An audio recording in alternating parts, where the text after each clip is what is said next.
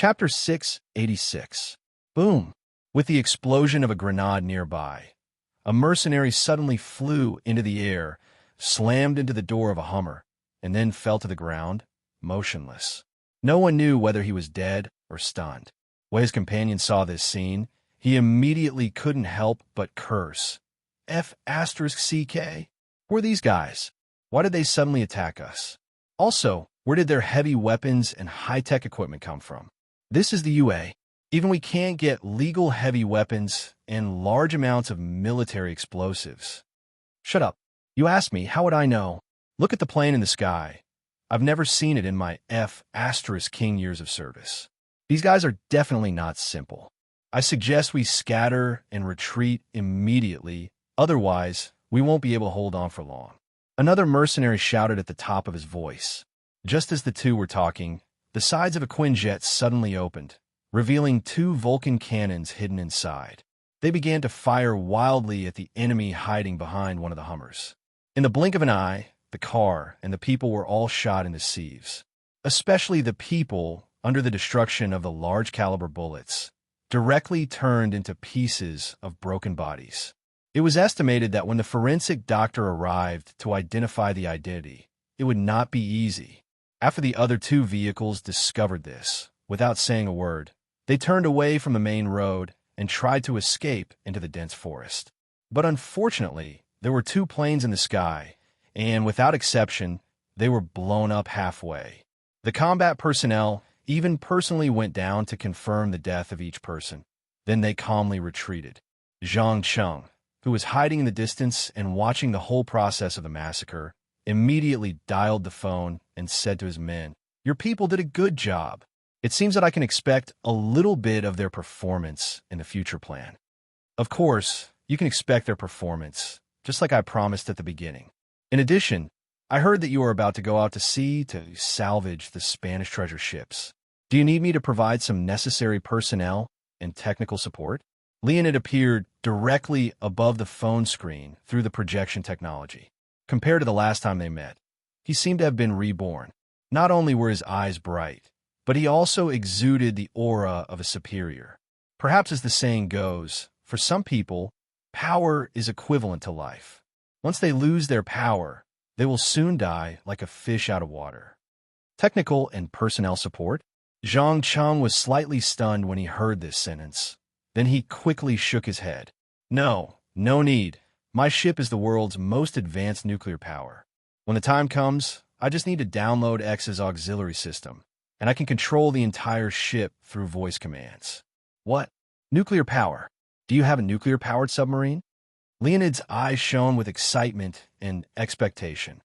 No, it's not a nuclear submarine, but a nuclear cruise ship, with some interesting experimental equipment. Oh, I almost forgot. If you have the chance, you'd better start as many wars and conflicts as possible around the world. I need a relatively chaotic situation. Without a doubt, in order to collect more souls in a short period of time, Zhang Cheng had decided to attack the ordinary people of this world. The reason was simple. He needed countless soul fragments to resurrect the millions of demons that originally belonged to the Burning Legion, especially those powerful demon lords. As a person who still had a sense of urgency, he always had a strong premonition that from today to the next year, the whole world would undergo an unprecedented change, and his position just happened to be the center of the vortex. Just as Zhang Cheng was preparing for the upcoming war, the Witch of Prophecy, Anthea, was sitting in front of a mirror on the top floor of a skyscraper in New York, seemingly waiting for something. Only half a minute later, a cloud of black smoke appeared out of thin air and slowly converged into a mysterious man in a black cloak. How is it? What have you observed during this time? The witch took a small sip of tea and asked without raising her head. Observe. The man sneered. Are you kidding? The power he now possesses is almost comparable to that of a god, and even stronger than some gods. How would I dare to approach him? Damn it. Don't tell me you didn't get any information in the past 6 months. Anthea frowned subconsciously. The man seemed to be afraid of the witch's power and carefully maintained a safe distance. He quibbled in a low voice. It's not that I didn't get anything. At least I know that he disappears into thin air every once in a while, as if summoned by some inconceivable and incomprehensible power. He disappears into thin air right before my eyes. In addition, I witnessed his battle with the angels, demons, and Faust in the fragment world. This should satisfy your curiosity. Wait, you said he disappeared into thin air? Can you describe the scene at that time? Anthea narrowed her eyes as strands of silver-white silk undulated around her. There's nothing to describe. Anyway, I felt an indescribable will shrouding me, and even I couldn't move an inch. I could only wait for that will to leave. The man gave a straightforward answer. He was not an adept, nor was he a learning type ability user. Instead, he was an otherworldly life form that came from the gap between the worlds of the living and the dead. His understanding of magic was limited to how to hide himself and how to kill his opponent. The witch stood up from the chair on her tiptoes and paced around the room. 7 or 8 minutes later, a faint smile appeared on her lips as she muttered to herself, "It really is him. That's right. It seems I need to meet him and give that thing to him. After all, he is a person chosen by fate. If I can get close to him, I will be able to obtain more power of fate." Get close? Are you sure you want to get close to such a dangerous person? You should know that he destroyed an entire fragment world. Even an undead adept like Faust was no match for him. The man warned with a face full of surprise. In his impression, Anthea had always been a very quiet person who hated trouble. She often divined for others and would immediately choose to give up when she sensed danger. However, today, this witch had changed her usual self and wanted to get close to a dangerous person who could be labeled as bloodthirsty, cruel, and heartless. No, you don't understand. The gears of fate have already begun to accelerate.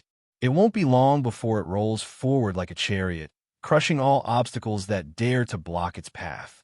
When that time comes, many people will die, and even more people will kill each other. A great danger looms over everyone's head. Only the lucky ones with enough power of fate can survive. Do you still remember the prophecy I made when I was 10 years old? The sleeping gods will awaken in the next 1,000 years. They will use their lives and blood to forge a monster that surpasses all. Chapter 687. At night, when New York was once again shrouded in darkness, Zhangqing finally drove the cheap second-hand car back to the city. But before he could decide whether to get rid of the 2 cars that might cause trouble first or go back to the Long Island mansion, he suddenly saw a familiar figure standing by the empty road. She was smiling and waving at him. Out of curiosity, he immediately stepped on the brakes and asked in an uncertain tone, "Ms. Anthea, are you waiting for me?" "That's right. I have something very important that I want to talk to you alone." The Witch of Prophecy nodded without hesitation. Obviously, for her who had mastered the power of fate, predicting where someone would appear in advance was as easy as eating and drinking. "Oh, how important is it?" Zhang Cheng probed without batting an eyelid. After all, the only person in the entire state of New York that he couldn't see through was this woman who lived in seclusion and was almost in a state of semi-isolation from the outside world. Of course, there was also a strong rejection and distrust of prophecy magic in his bones. Although he wasn't an ignorant person, he wasn't any better. Therefore, he didn't like to spend a lot of money to do divination like others when they encountered trouble or problems. In fact, compared to prophecy and divination, he trusted the information obtained through searching, and inference more. It was just like some old-fashioned otherworldlings in the underground world who were extremely against modern technological products. There was no logic or reason. It was just that their subjective ideology couldn't accept it. Obviously, Anthea knew very well what kind of prejudice this young man, who was radiating powerful magic energy, had against prophecy spells. He shrugged nonchalantly and took out a strange-looking stone from his white handbag. "See this? This is a mold used to cast the key to open the seal. A long, long time ago, it was once held by another man who looked very similar to you. I believe you should understand what I'm trying to say. Mold? Key? Seal? You seem to know some secrets that you shouldn't know, don't you?" Zhang Cheng's eyes flashed with a dangerous light, and he subconsciously tightened his grip on the supreme power. Please don't be nervous. I'm not your enemy.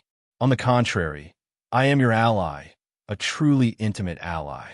The witch's pupils contracted violently when she noticed his little gesture. However, it was a pity that Zhang Cheng had long since abandoned the precious quality of trust. Not only did he not relinquish his paramount heavenly god power, he even leaped out of the driver's seat and forced his way forward. Explain. I need a very convincing explanation. You better not spend too much time, because my patience has never been very good. Voleni, are you familiar with this name? Anthea quickly threw out a name. Zhang Cheng froze on the spot when he heard that. He then raised his right hand and made a grasping motion, directly forming a huge hand with magical energy. He lifted the witch into the air and asked with a serious face, "Tell me, where did you get this name from? If there is even the slightest bit of falsehood, I promise to pull your soul out of your body and torture it for 10,000 years."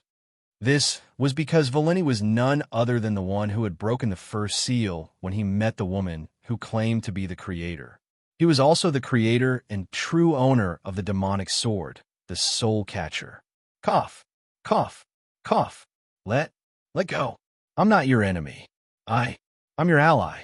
The strong sense of suffocation made Anthea's face turn a little purple, and she kept coughing violently. She could even feel that the air in her lungs was getting less and less, and the blood flowing to her brain was getting less and less smooth. She reckoned that in a while, she would gradually fall into a coma and shock. Looking into the witch's clear eyes, Zhang Cheng finally withdrew the magic hand that appeared out of thin air and said bluntly, "Well, I'll believe you for now, but you only have 5 minutes to explain. If your answer doesn't satisfy me after 5 minutes, then I'm sorry.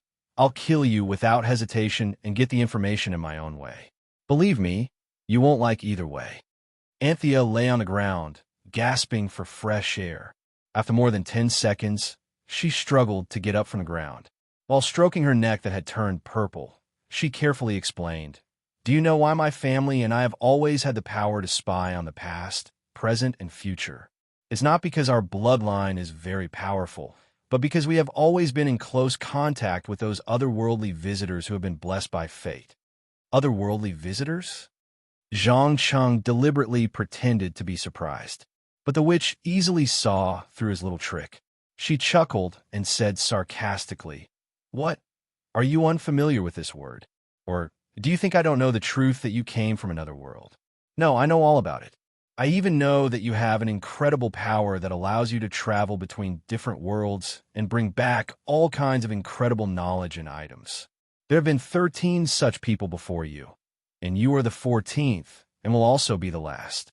I didn't expect you to know so much. Other than this, what else do you know?" Zhang Cheng stroked his chin and looked at her carefully. Never in his wildest dreams would he have thought that this woman, whom he had only met once, had hidden herself so deeply and knew so many secrets related to the Creator's plan. Don't worry, I don't know much.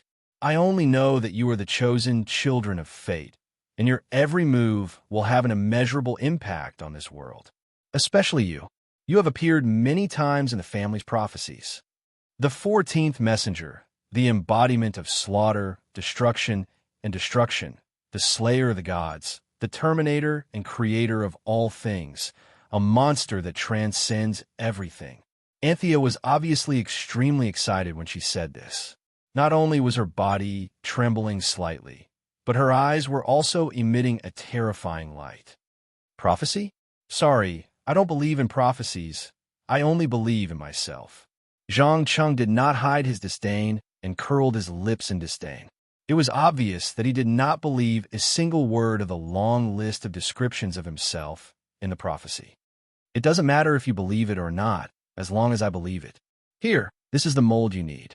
All the keys to open the seal must be forged from it. The witch did not seem to care about his attitude at all, and directly handed over the strangely shaped stone in her hand. Interesting. Where did you get this from? Zhang Cheng held it in his hand and quickly realized that this was not an ordinary stone, but a special magical item that could convert matter and energy. The complexity of its structure was 10,000 times more precise than any alchemy process he had ever seen. It was definitely not a level that humans could do. Calm. Wonderful book house. Calm. Chapter 688. More than 1,600 years ago, Volini met the daughter of a noble from the Iberian Peninsula. Later, they gave birth to a girl named Janet. From her father's bloodline, she obtained unimaginable power and could peek into some fragments of the past, present, and future. In the end, she became the first witch of prophecy and was also my ancestor. Later, Volini had to carry out an extremely dangerous mission. Knowing that he was likely to die, he left behind a notebook and this mold used to cast the sealing key. In the notebook, he described many bizarre stories, including his own origin and the strange world he had experienced.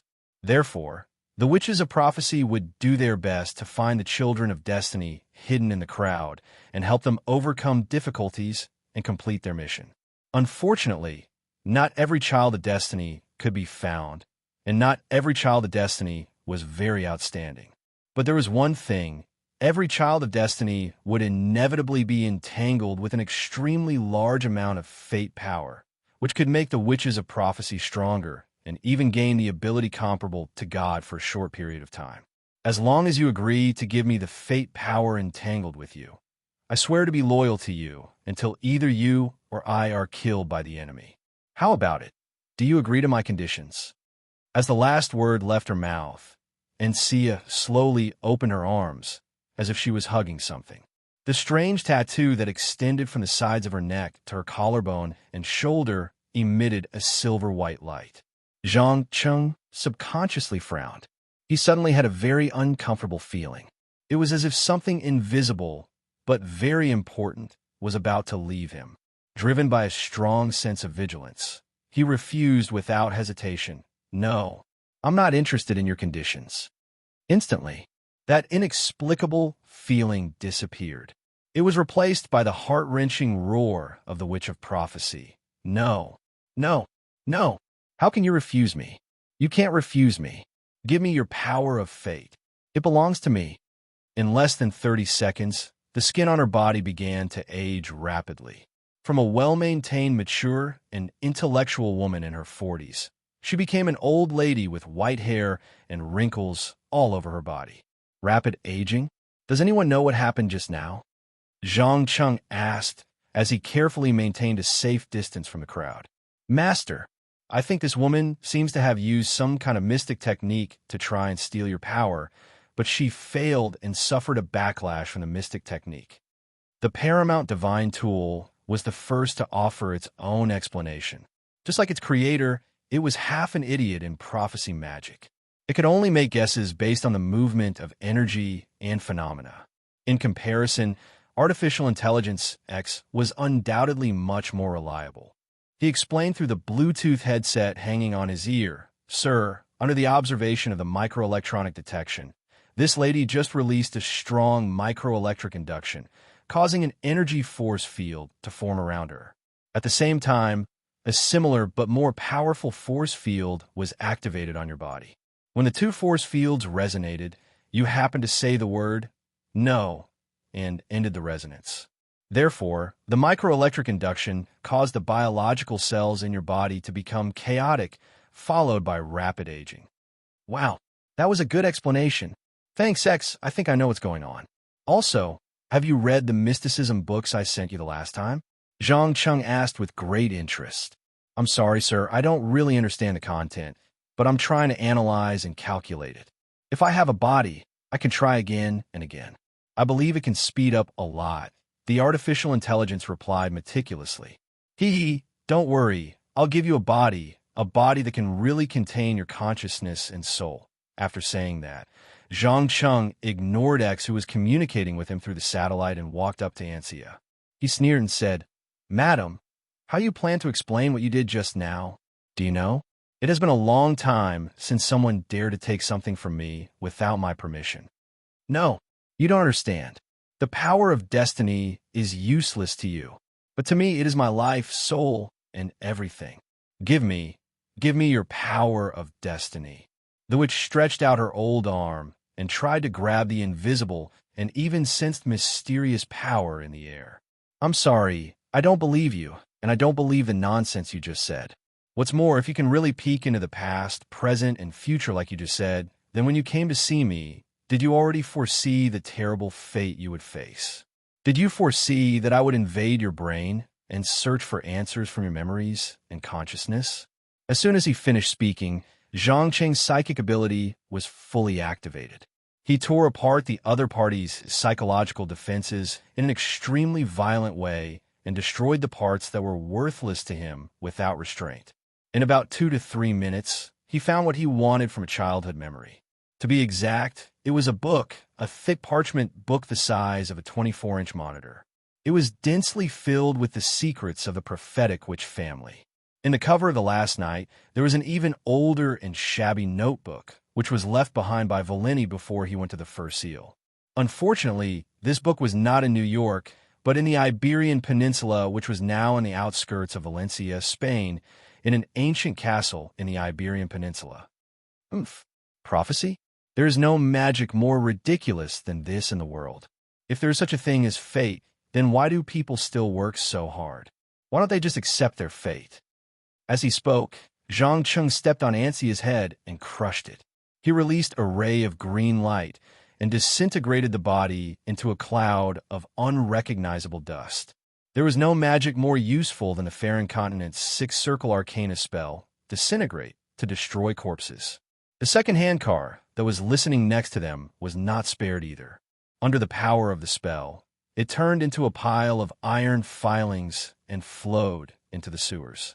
After doing all this, he used a teleportation spell to return to the mansion in Long Island. He planned to go to the front study alone and sort out what had happened in the past 2 days. If nothing went wrong, he would go out to sea next week as planned to retrieve the key to open the gate of the City of Gold. After all, as the time for the entrance to the City of Gold to reappear was getting closer and closer, Faust had been urging him time and time again. He had to put on a show, otherwise the alliance between the three of them wouldn't last long. Chapter 689. Valencia, located at the southern tip of the Iberian Peninsula, was the most dazzling pearl on the western shore of the Mediterranean Sea. It was also one of the top 3 cities and the second largest seaport in Spain. As early as 100 years ago, the Romans built the first prototype of the city here. Later, it was developed by the Arabs and became one of the important supply ports for the Spanish Invincible Fleet during the Age of Great Navigation. It could be said that whether from a historical perspective or a modern perspective, Valencia was worthy of being an important city on the European continent. However, few people knew that this was actually the birthplace of the Witch of Prophecy in the underground world. It was also the only place where at least one qualified prophet was born in every generation. At this moment, in an ancient castle on the outskirts of the city, an old woman with long silver hair and a body that looked like an air-dried corpse was sitting in a wheelchair. She looked like she would take her last breath and leave this world at any time. Not far in front of her, the mysterious man who previously obeyed Ancia knelt on one knee and reported in a slightly sad voice. "The great Camilla de Silva Velasquez, I'm very sorry to inform you that your granddaughter is dead. She was killed on the streets of New York." Who killed her? The old woman, with a long list of names, did not show any sadness. Instead, she raised her head slightly and showed an interested expression. It's an Easterner who has been very famous in the underground world recently. In addition, Ancia seems to believe that he is the 14th child of destiny that has been repeatedly mentioned in the prophecy. The man gave the answer without hesitation. There was no doubt that his current attitude was humble and submissive. It was the complete opposite of the arrogant and unruly attitude he had when facing Ancia. Oh, the 14th child of destiny has appeared? Could it be that Ancia couldn't wait to seize the power of destiny from the other party and was killed instead? Camilla's eyes flashed with a light that did not match her age. The corners of her mouth curled up slightly, revealing a half-smile. The man nodded seriously. "Your guess is right. Ancia used the forbidden power and tried to seize a part of the power of destiny through a forced contract. But that Easterner was more vigilant than expected and successfully resisted the temptation. And I think that he seemed to have obtained many secrets about this place from Ansia's memory through some mysterious magic. You'd better be careful. Be careful? Why should I be careful? No, you don't understand at all. If it weren't for the fact that I'm too old to leave, I would have gone to New York to meet him myself.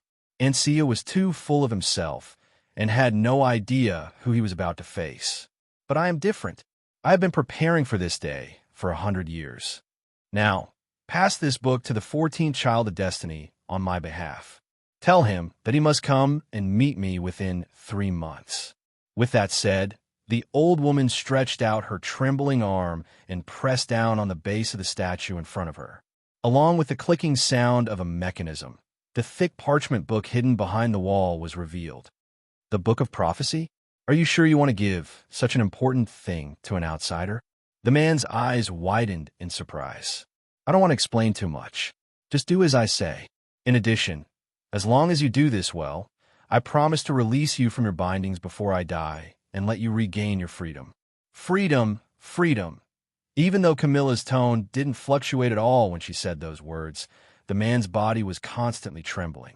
Some parts of his body couldn't even maintain a fixed shape, forming a large patch of thick black smoke. It could be seen how agitated he was.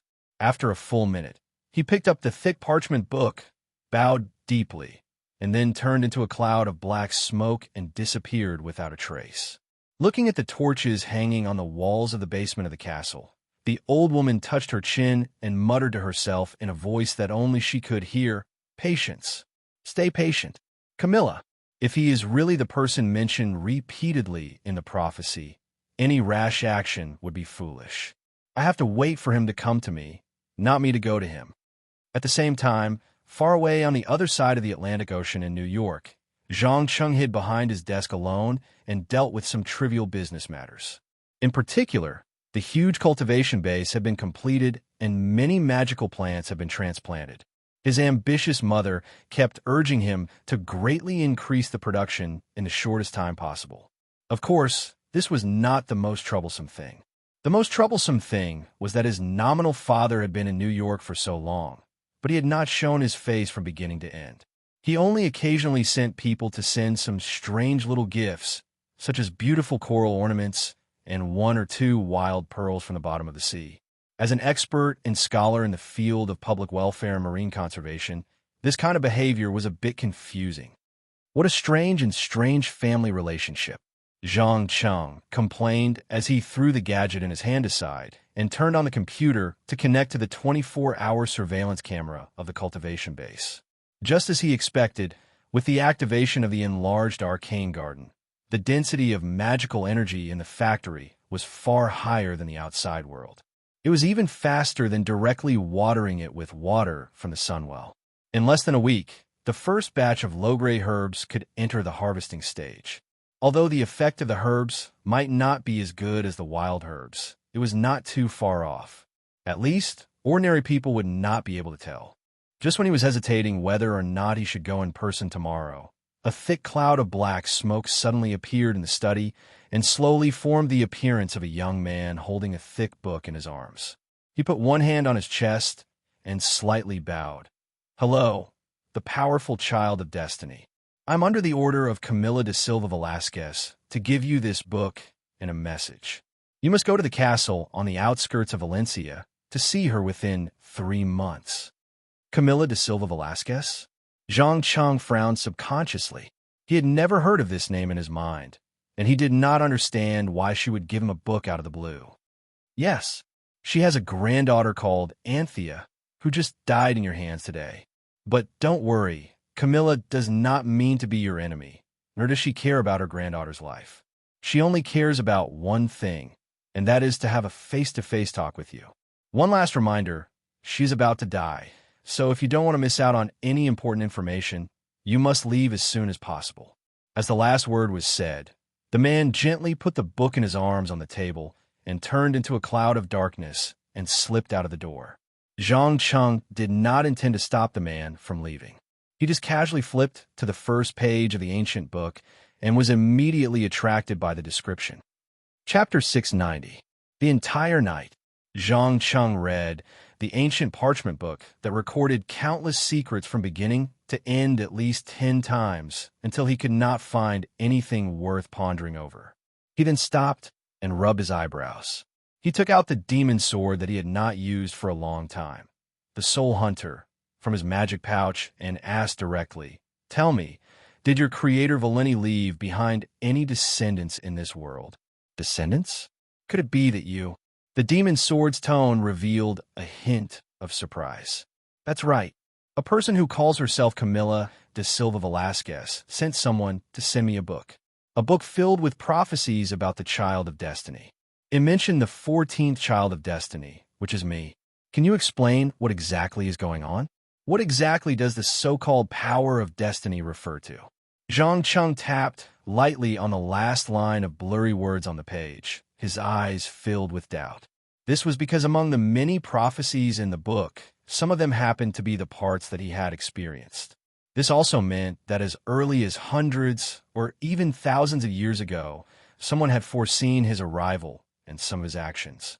It had to be said that this made him, who had never been interested in prophecy magic, have a strong sense of vigilance and confusion in his mind. Have you finally reached this step? This is really a little beyond my expectations. Yes, my creator Valeni's awakened ability was to peek into the future. Therefore, he encountered his own death and chose to leave behind his bloodline to wait for the opportunity to be resurrected. Of course, this is easy to say but difficult to do. Especially with the passage of time, his bloodline became thinner and thinner among his descendants. The demon sword explained with a rather emotional voice. Resurrection? How to resurrect? Also, I don't really understand what the so-called ability to peek into the future is. Is it prophecy magic? Zhang Chung asked a few more questions in one breath. He had no choice. He was too curious about this senior who had once opened the first seal. The method of resurrection is very simple. Use the blood of the descendants to reactivate the corpses buried in the deep sea ruins. As for the soul, it will be captured, reshaped, and awakened through the power of destiny. The so-called power of destiny, simply put, is a powerful force that interferes with and changes the future. I believe you must know a lot about time, right? In fact, most of them are wrong.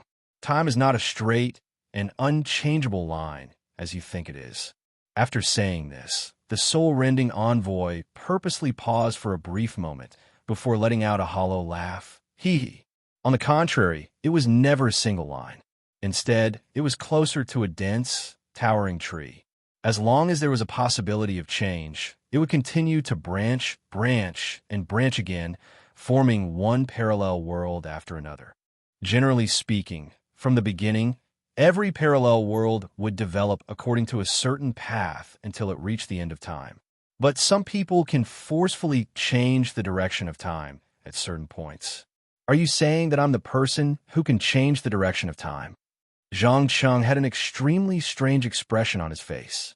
Just like the famous time paradox, if the people at the current point in time suddenly learned about a bad situation that would happen in the future from a prophecy and took a series of measures to change the established results, then would the timeline change? Because of this, could a changed prophecy still be called a prophecy? Or would the prophecy change as well? Due to the uniqueness of time in terms of continuity, it was impossible to explain logically. Simply put, according to the understanding of most intelligent beings in the known world, time was a channel that was planned by countless coincidences and coincidences. It always ran through three-dimensional space, thus forming a continuous historical evolution, which was often mentioned in science fiction or fantasy stories. Strictly speaking, if someone from the future returned to the past and changed any of the fragile coincidences on this timeline without permission, then the entire timeline would undergo a drastic change and develop in a different direction. However, the paradox was that if this person changed the past, would the future in his mind also be changed? After his memory was changed, would he still have the motivation and desire to travel back to the past to change history? For example, due to some kind of coincidence, this person's parents did not marry like before, resulting in him not being born at all. What would the result be? Would the resulting change continue to exist? Of course, according to the new understanding mentioned by the demon sword, the relationship between time and space was not as unchangeable and full of contradictions as people imagined. If time was not a straight line that ran through space, but a three-dimensional network that connected parallel universes made up of possibilities, then the so-called time paradox could be explained. The past changed by the people from the future was merely connected to another parallel universe at the current point in time. From the moment of the change, time would advance and develop in a different direction. However, the established reality did not change. Instead, it existed at the same time in another parallel universe. In this way, no matter how much time was destroyed, it would only lead to another parallel universe that already existed and would not change one's own past and future. Ha ha! No. In fact, every intruder who was given a sacred mission has an extremely strong power of fate, but the problem is that most people can't make good use of it and let it go to waste. You're no exception. However, my creator Valeni was different.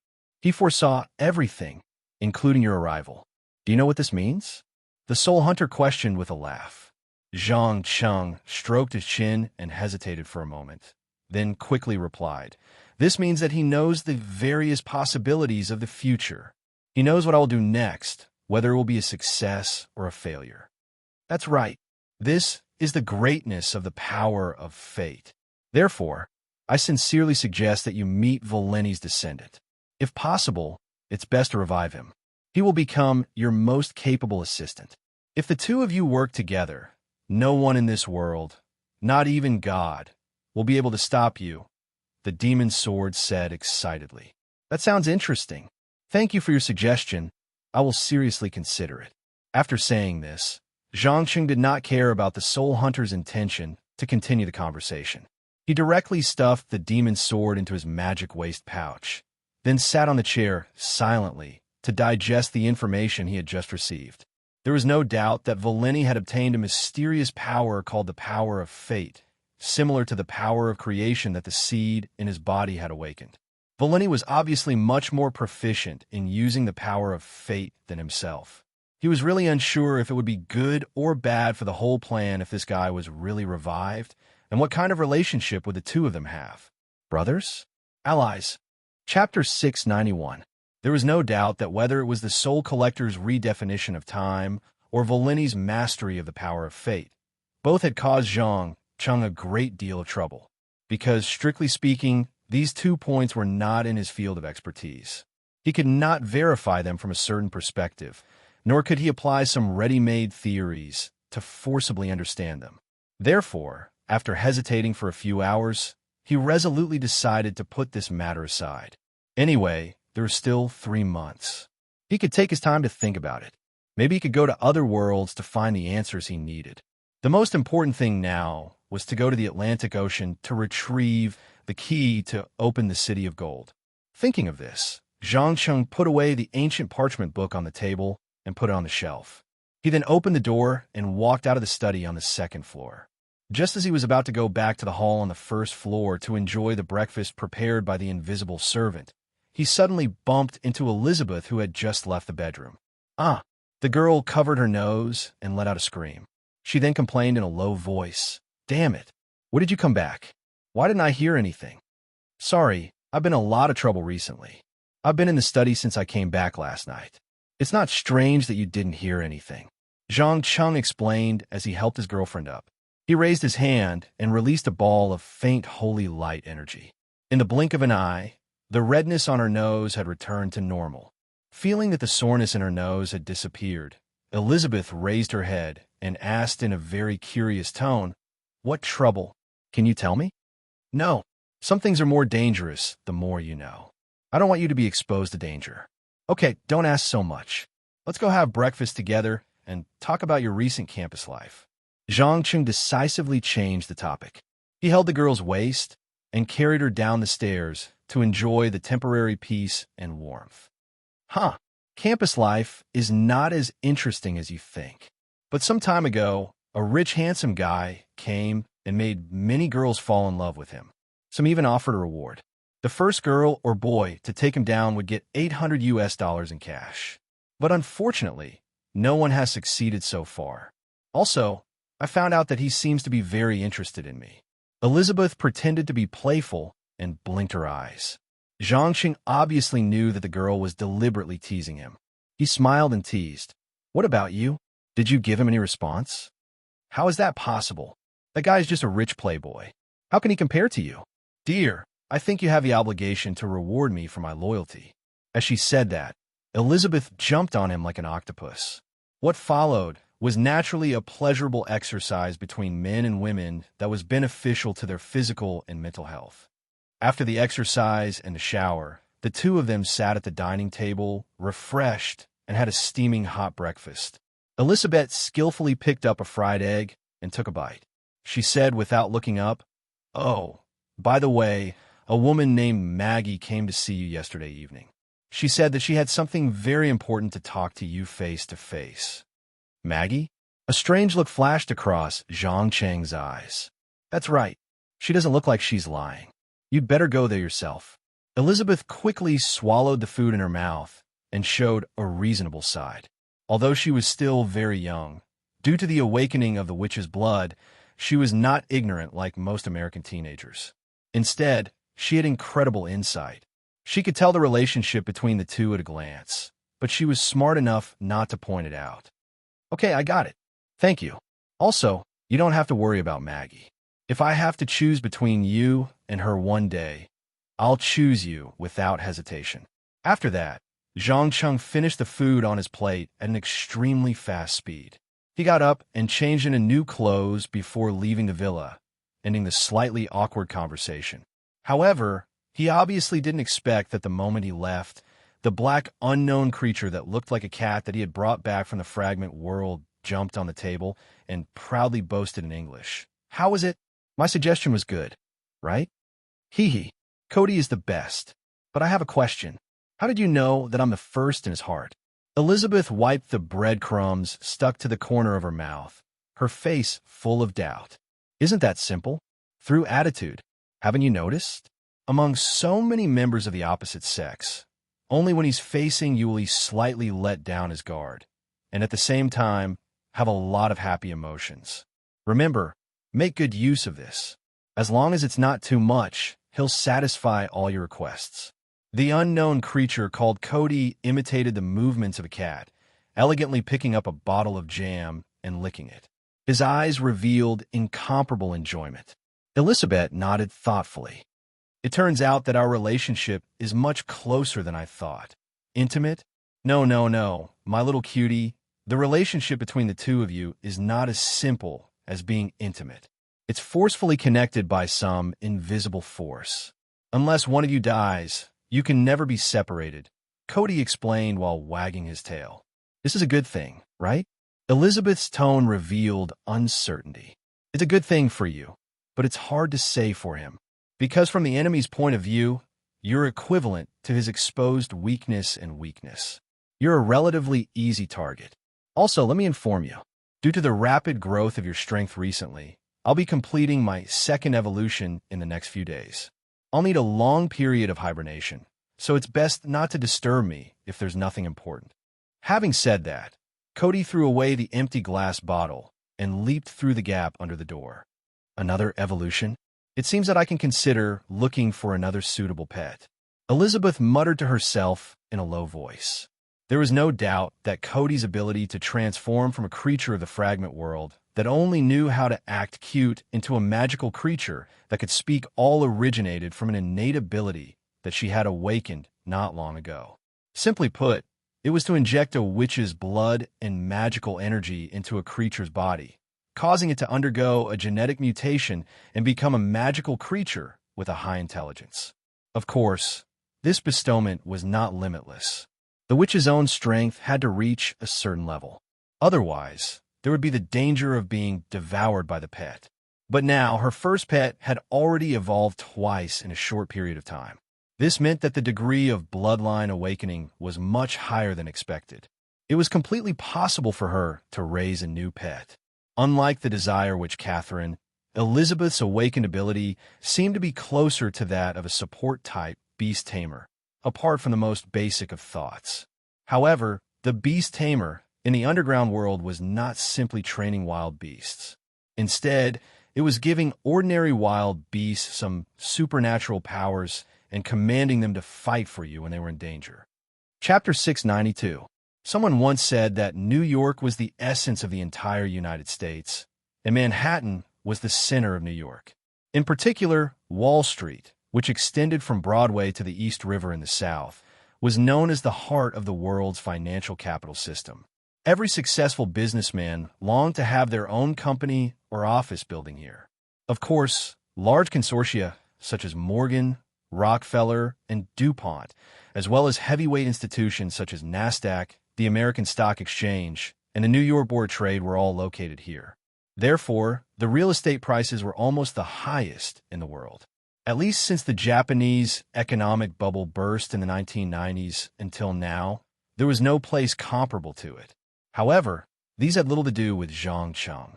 The reason why he drove here was just to find out why Maggie was looking for him. According to the previous agreement between the two, they were not allowed to interfere with each other's private life, let alone come to him directly. Obviously, something must have happened to make this woman, who had always been mature and steady, lose her head out of fear and not hesitate to break her original promise. Thinking of this, Zhang Cheng couldn't help but smile and shake his head. He stepped into the elevator alone and pressed the corresponding floor. 10 seconds later, he entered the beauty and healthcare company printed with 3 capital English letters. As the only son and heir of the company's owner, he easily walked through the busy office and smiled at Maggie, who was resting on the table with her eyes closed. "Hey, dear, good morning. Did you have insomnia last night? Oh God, damn it, you finally appeared. Do you know the company has encountered some big trouble recently? Many venture capital companies are eyeing us, hoping to raise large-scale financing before the company goes public." Maggie hurriedly rubbed her dry eyes and warned with a serious face. In the paradise of financial capital, no company that was about to go public could escape the bite and swallow of the capital giants. Whether it was Microsoft and its founder, Bill Gates, or Google, Facebook, and Amazon e-commerce. In the end, without exception, they all chose to bow to Wall Street financial capital and gave up a large number of shares in their hands. Especially Microsoft, the first to openly resist Wall Street financial capital, was almost dismembered because of the monopoly issue. As many Americans joked, there might be a chance for talented entrepreneurs to make a fortune in this country, but they would never earn as much as the financial giants led by the banks. The reason was very simple. Once the latter found a company with potential, they would immediately rush up like sharks that smelled blood. They would wave their money and buy the shares in the founder's hands. Then, through dilution of shares again and again, they would directly take over the company through legal means. If they were lucky, they might still be able to retain a certain percentage of shares.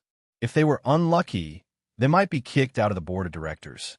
As for those who dare to reject the funding, most of them will be buried in their graves a few years later. Even Microsoft, a powerful monopoly company, had no choice but to give in to the demands of these companies. It could be said that the major banking consortiums centered around the Federal Reserve monopolized almost all aspects of the United States. They had a hand in anything that could make money. Financing? It sounded interesting. Tell me, what methods did those guys use? Zhang Cheng stroked his chin and asked with great interest. Maggie hesitated for a moment and immediately replied, "They threatened to cut off our retail network if we didn't accept.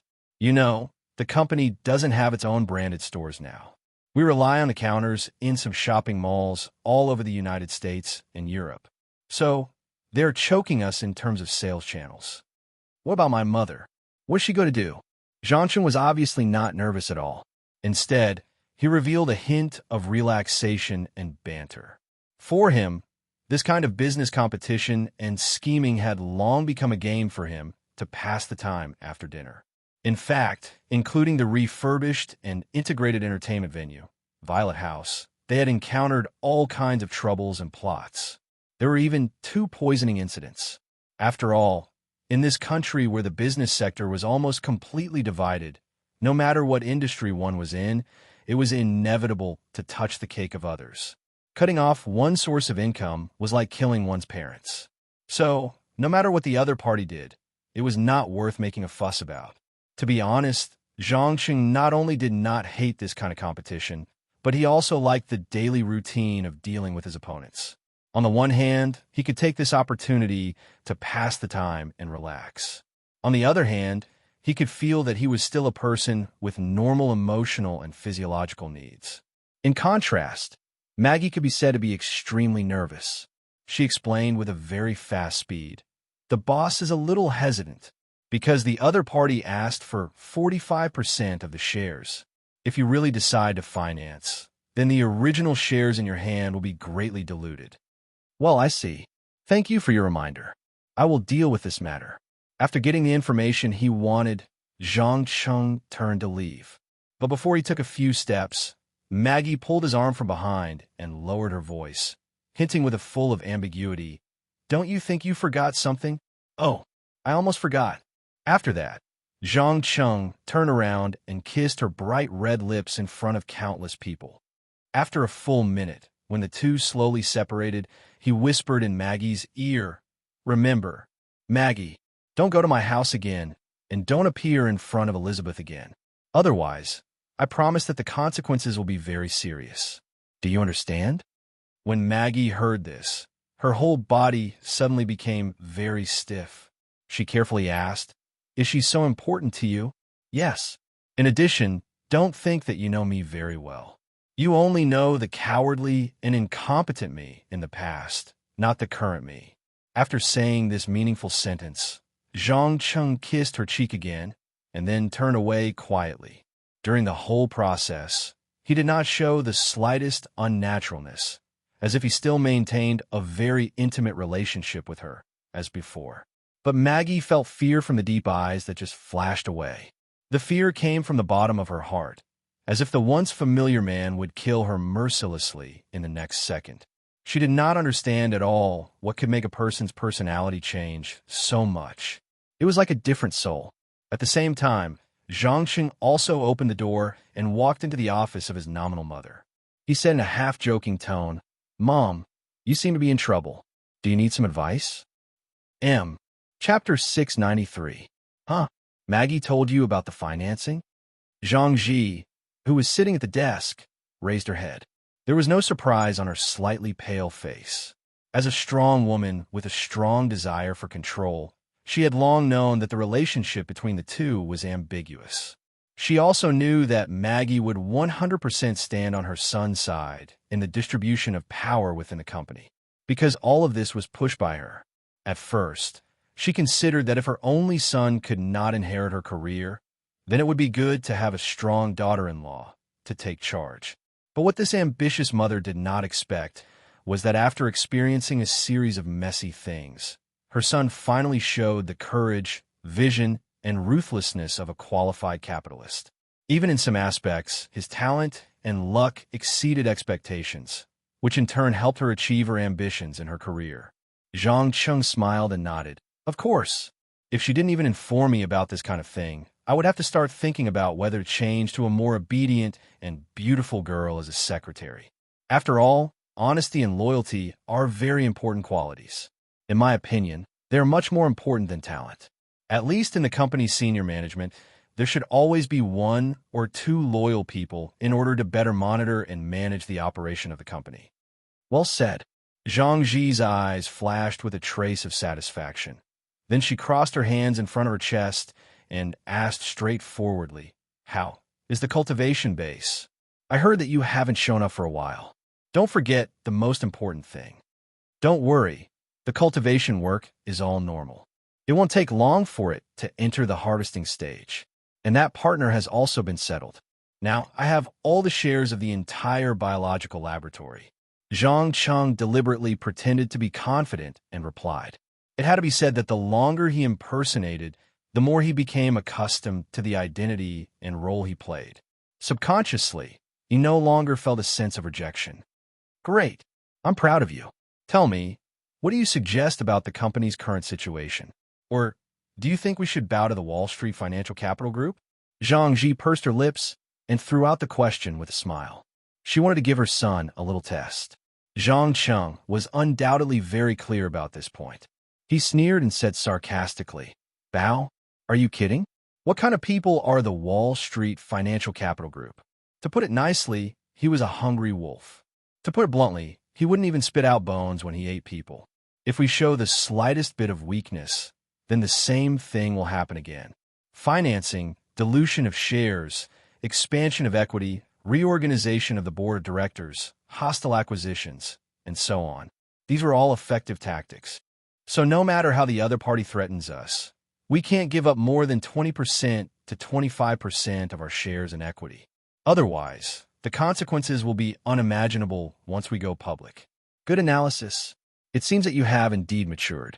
But the problem is that there's indeed a problem with our retail supply chain. How do you plan to solve this problem? It was very simple. Since the traditional retail network had been choked by others, why not try a new sales method? For example, the internet. We can take advantage of the increasingly mature e-commerce to replace those traditional retail businesses. Other than that, they could also look for agents in various regions to cooperate with and break the other party's ridiculous blockade. No matter how powerful Wall Street's financial capital was, they could not completely control the entire United States. There would always be people who would stand up to them for wealth. The only thing we need to pay is a negligible profit. Compared to a rising business empire, this is nothing. After saying that, Zhang Cheng sat down on the chair and began to look around the uniquely decorated office. It had to be said that this ambitious mother had quite the style in terms of taste.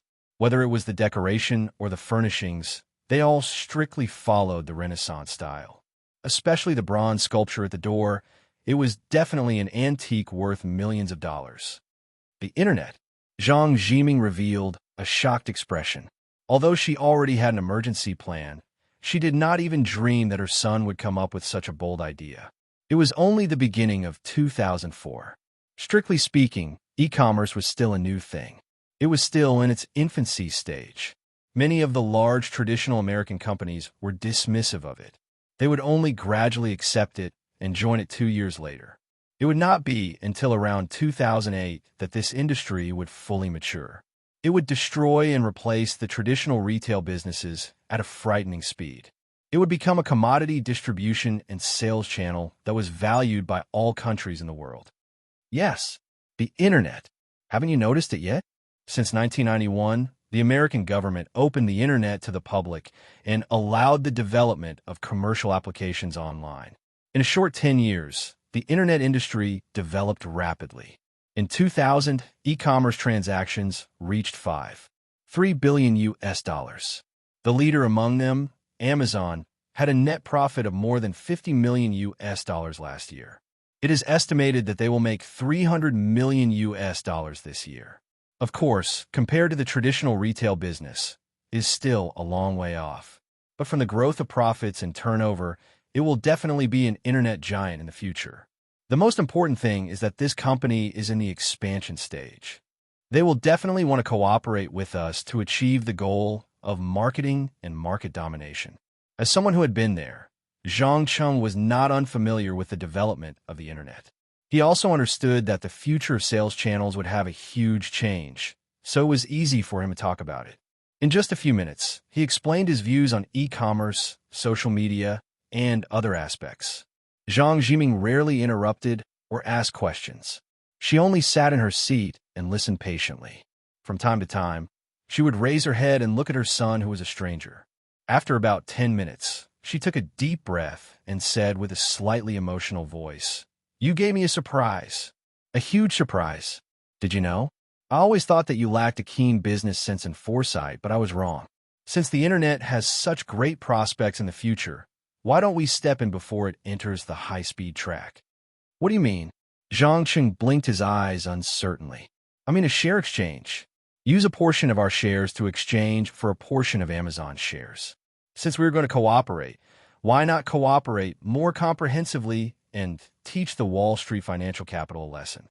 When Zhang Ji said this, her eyes flashed with a dangerous light. She wasn't the kind of woman who would greet someone with a smile after being threatened. On the contrary, from the beginning, she wanted to teach the enemy a lesson. Chapter 694. People with strong personalities generally don't drag their feet after making a decision. Instead, they choose to execute it quickly. In just 3 days, Zhang Ji signed an agreement that was enough to make Wall Street's financial capital fly into a rage. That was to complete the share exchange with Amazon and at the same time reach a comprehensive strategic partnership. The company's hot-selling and newly developed products were all put on the website for online sales. Of course, the price was the loss of the original retail network. Some government agencies, such as the Food and Drug Administration and the Food Safety Bureau, began to frequently look for trouble. Many outsiders thought that the UA was a country with 3 powers and that the government agencies would not be affected by the power of the upper class.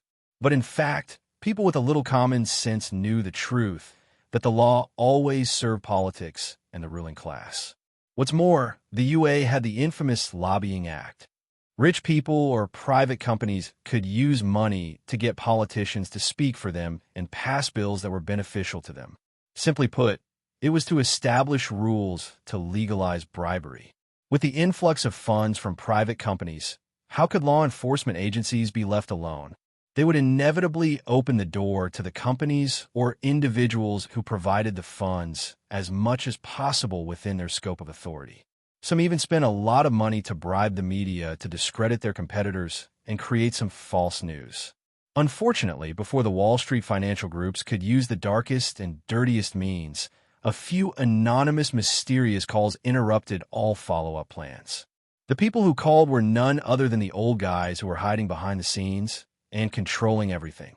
These days, they were busy using the evolution potion to cultivate their own private supernatural armed forces, so they didn't have time to pay attention to the domestic situation. As a result, they found out that their subordinates were fighting with Zhang Cheng and his nominal mother.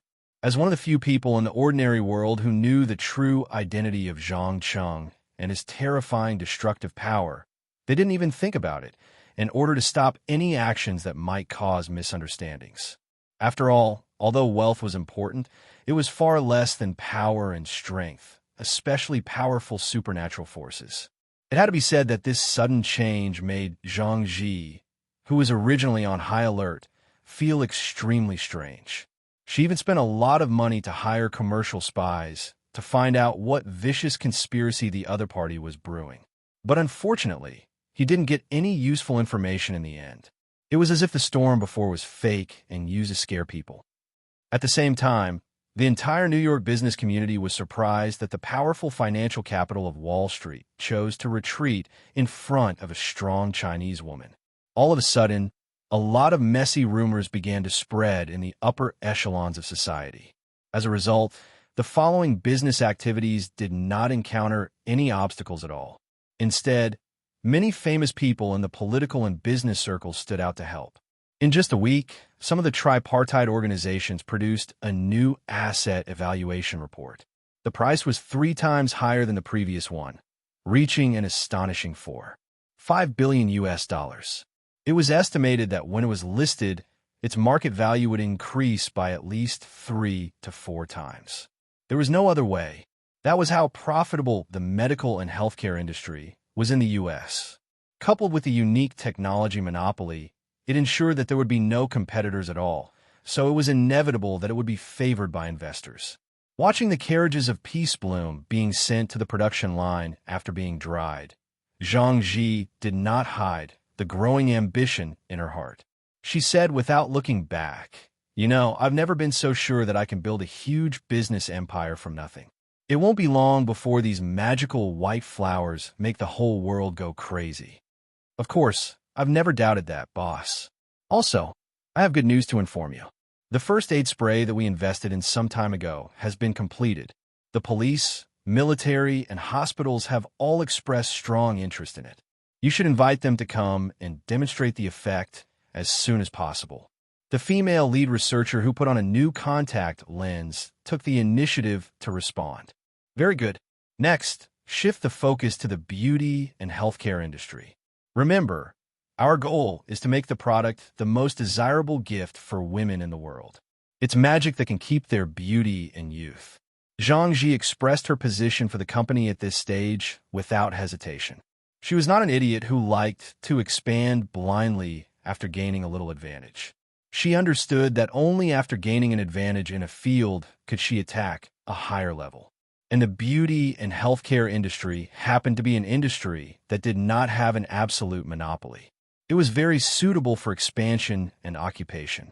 The female lead researcher quickly nodded. Understood. I recently found a lot of interesting plants in the cultivation base. I'm planning to start research, but I need your authorization. Oh, really? The strong mother looked at her son. Zhang Cheng pretended to be innocent and shrugged. Sorry, you asked the wrong person. I'm not an expert in this field. As for research, there's no problem, but you must pay attention to confidentiality, and it must be limited to below the second floor. Why? The female lead researcher's face showed an incomprehensible expression. It's very simple. The plants on the second floor and above are all very rare and precious, and their growth rate is far slower than the plants below. At this stage, we have to protect them in all aspects until we figure out their growth cycle and habits. Only then can we carry out the corresponding research, Zhang Cheng explained in a serious manner. I see. Zhang Ji nodded thoughtfully, then said meaningfully, It seems that your cute friend is really a good person. He actually contributed a lot of valuable research results. Yes, I think so too. Oh, I almost forgot to tell you. In 2 days, I will leave New York and take a boat out to sea for a while. If there's nothing important, it's best not to call me. Zhang Cheng obviously did not want to talk about this too much, so he decisively changed the topic. With the completion of the nuclear-powered yacht's registration, he could not wait to go to the bottom of the Atlantic Ocean to complete his mission. Vacation? No problem. Go. Do you need me to buy you a luxurious yacht as a gift? Zhang Ji did not think much and showed the special affection a mother had for her son. No need. Don't forget, I have other businesses. It's more than enough to buy a yacht. As he said that, Zhang Cheng pretended to be playful and winked. An ordinary yacht could not meet his requirements. In fact, for this operation, other than the hydronuclear-powered yacht that he brought back from the Marvel world, he also spent a lot of money to rent 2 large fishing boats. If the situation allowed, it was best to fish up all the treasures on the boat without exposing his magic ability to divert attention. In this way, most people would be attracted by the huge wealth on the Fire Queen and ignore the real valuable things on it. Come. Wonderful book house. Come. Chapter 695. A few days later, the luxurious lineup of a luxury yacht and 2 large salvage ships finally left New York Harbor and headed toward the middle of the Atlantic Ocean at full speed. Standing on the top floor of the fully automated nuclear-powered yacht, which was 230 meters long, Zhang Cheng asked Munsa, who was wearing a casual outfit, without looking back, Are you ready to explore the truth behind this fake world with me? Of course. Do you think I still have room to retreat now? The girl stroked her hair that was messed up by the wind and asked in a relaxed manner. As she became a member of the underground world, she increasingly felt that the world of ordinary people was like the set in the Hollywood movie, The Truman Show. Ordinary people did not understand that a large number of strange creatures with terrifying supernatural powers had quietly gathered around them. They could even silently control the government, influence the news media, and public opinion.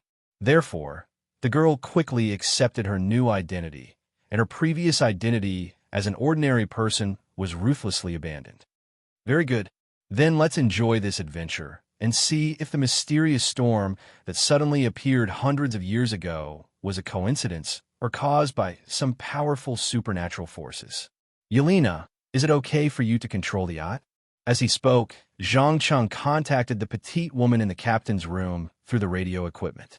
The latter replied without hesitation, No problem, boss. Including the 2 salvage ships, they are all under our surveillance.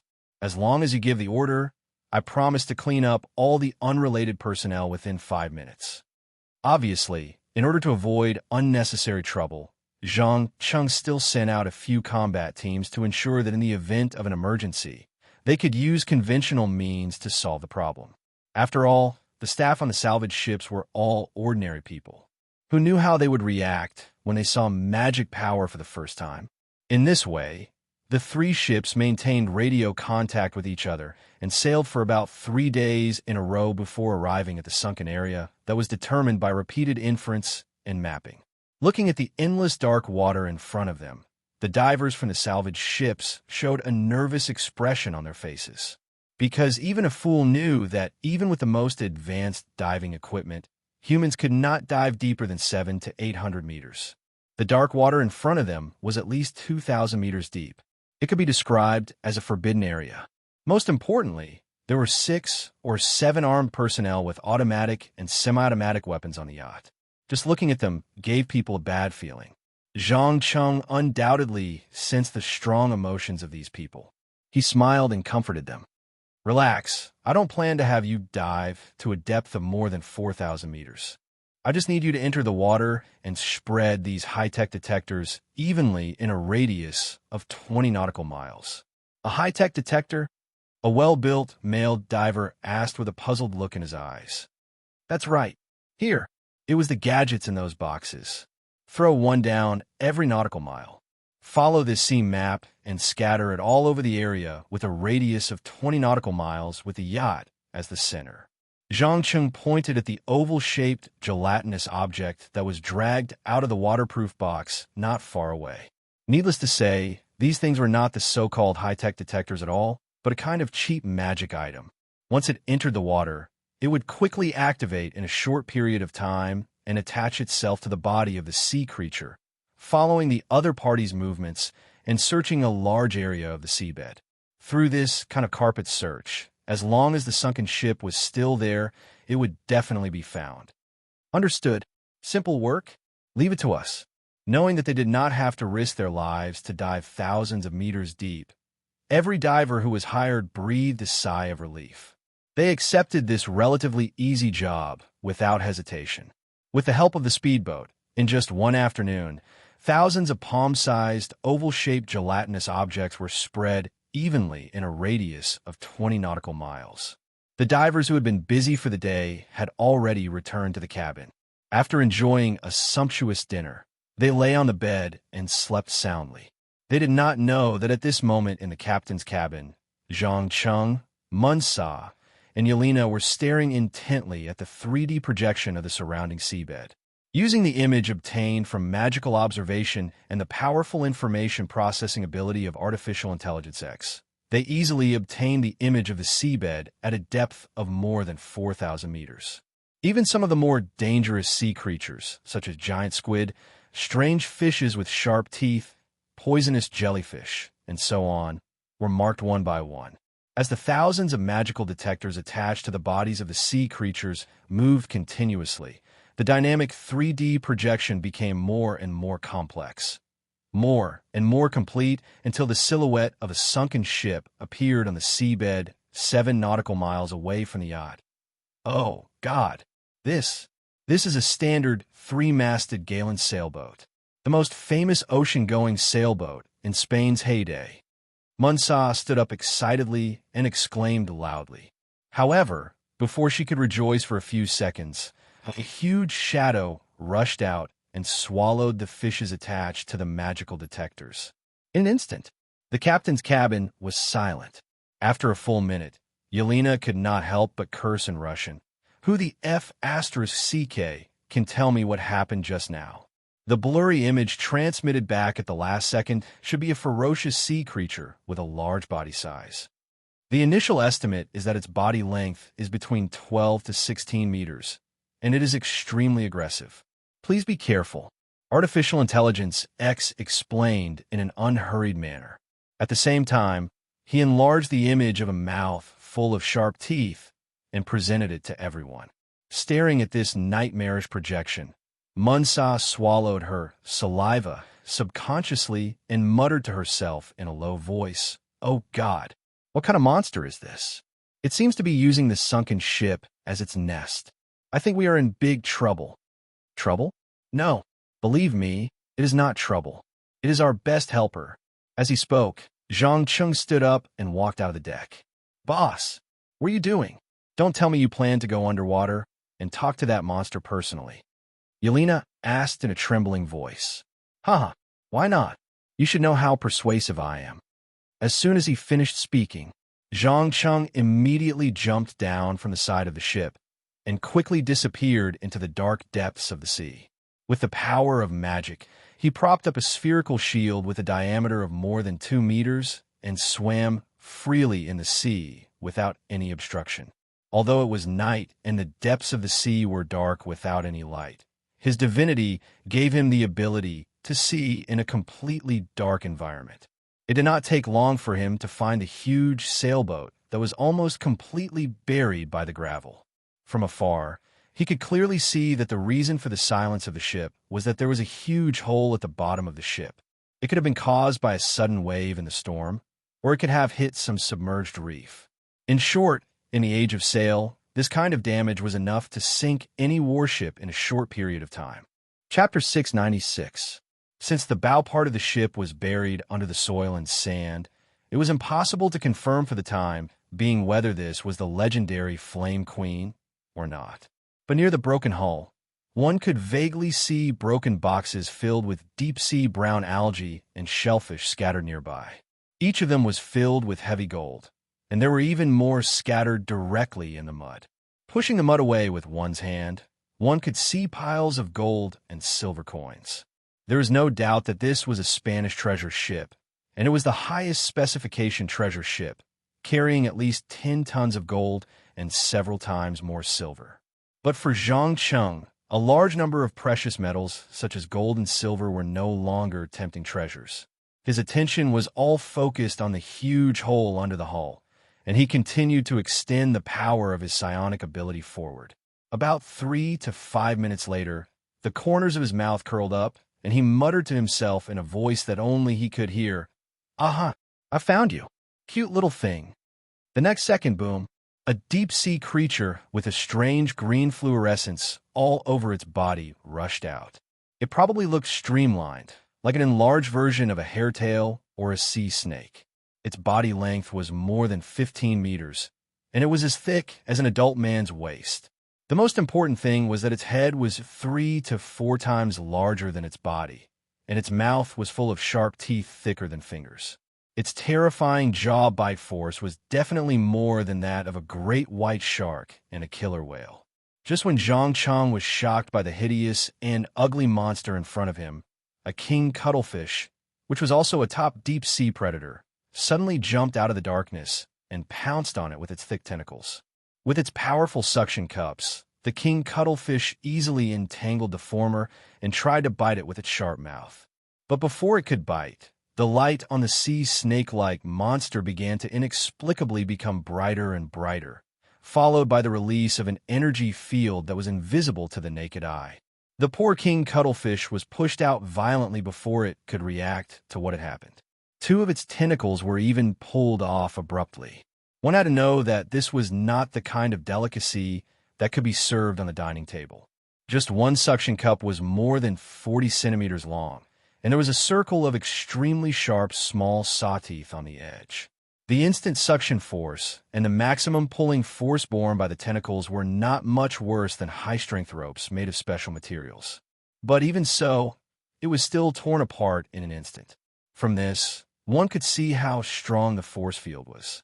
Moreover, they were more than 4,000 meters underwater, and the huge water pressure alone had greatly limited the power of force field magic. If they were at sea level, they would probably be able to tear apart thousands of meters of sea level and recreate the spectacular scene of Moses parting the Red Sea in the Bible. Without a doubt, this strange-looking monster was a genuine magical creature. As for whether it was innate, mutated under some special environment, or swallowed some powerful magic item, it was unknown for the time being. Seeing that the king cuttlefish had lost 2 tentacles, the strange fish did not hesitate at all. It immediately rushed up with lightning speed, opened its bloody mouth, and bit down fiercely, then continued to release the force field to push the prey out, tearing the prey and swallowing it with the force of interaction. In less than 5 minutes, the king cuttlefish, known as the top predator of the deep sea, had become food in its stomach. It's incredible. I didn't expect that there would be such an interesting life form in the deep sea. Now, let me see where your power comes from.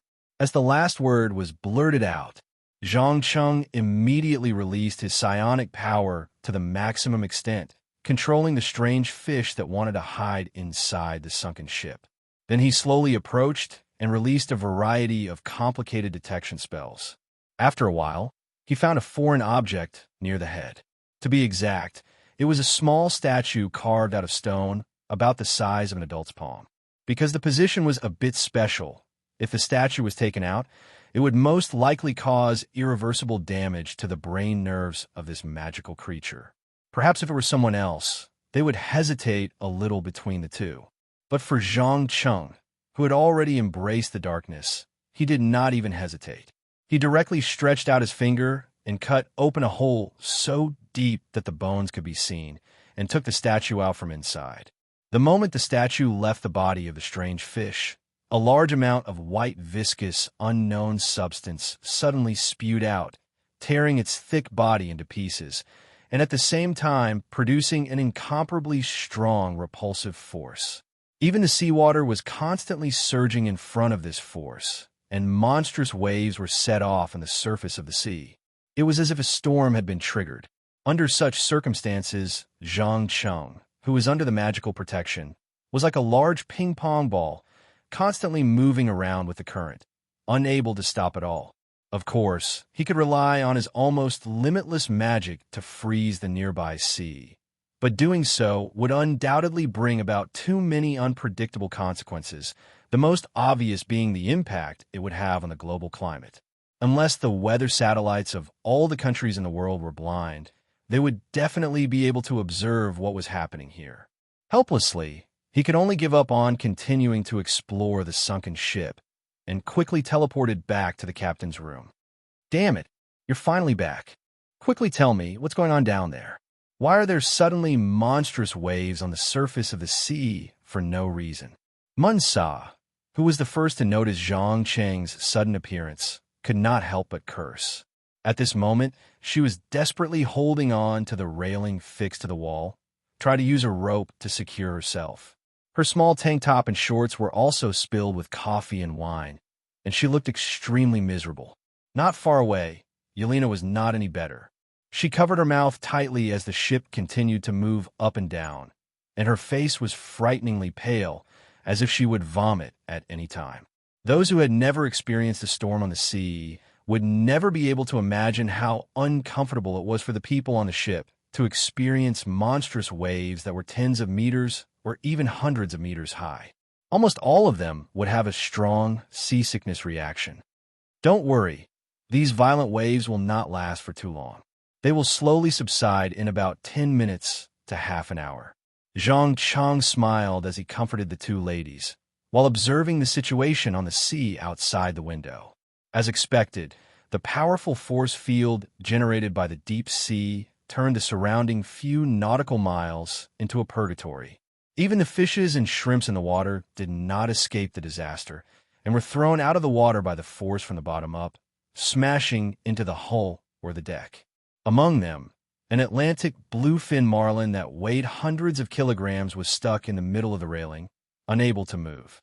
The only thing that was worth rejoicing was that there were no signs of a huge whirlpool on the surface of the sea for the time being.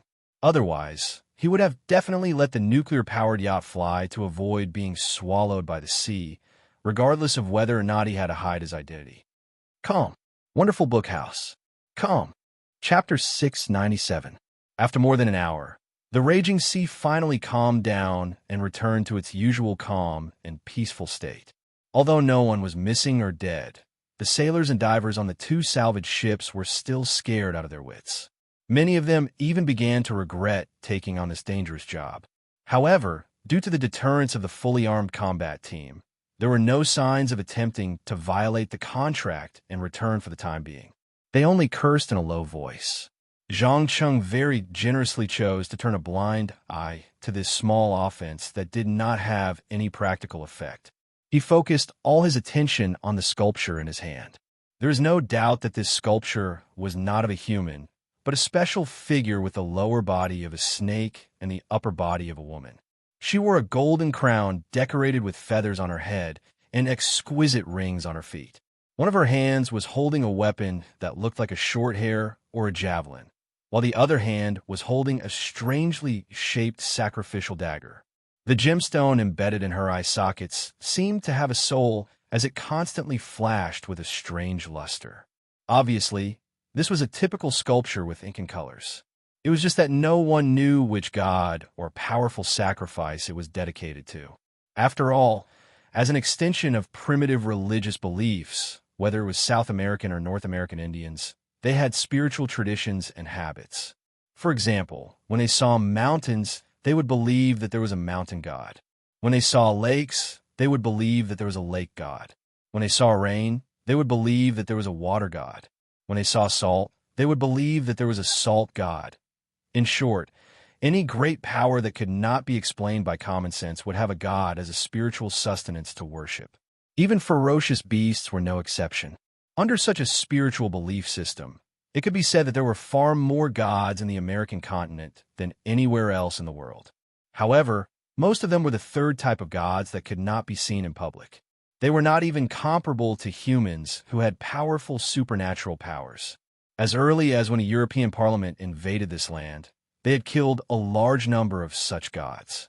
Therefore, there was nothing to be surprised about. What was really interesting was that this sculpture actually contained a very powerful energy that could manipulate and change the force field around it. This also meant that the god behind the sculpture was not dead. She was either in a deep sleep or still alive in some corner of the rainforest with a large number of devout believers under her command. Interesting. Could this be the legendary ancestral goddess of the Muska people, Bachwai? Zhang Chung stroked his chin and muttered to himself with great interest. The records of the entire Inca civilization and mythology had been destroyed by the Spanish colonists, so he wasn't sure how many gods there were in the Inca mythology, which of them had declined a long time ago, and which of them had continued to this day. The only thing he could be sure of was that the storm mentioned in the diary was probably not a real storm, but a terrible disaster caused by the statue. Hey, what are you holding in your hand? Did you find the treasure from the shipwreck? Munsa, who had just walked out of the bathroom after taking a shower, noticed the statue. She quickly picked up a magnifying glass and other tools and moved closer to observe it. Zhang Chung had no intention of hiding anything. He nodded lightly. Yes, I found it in the body of a strange fish near the wreck.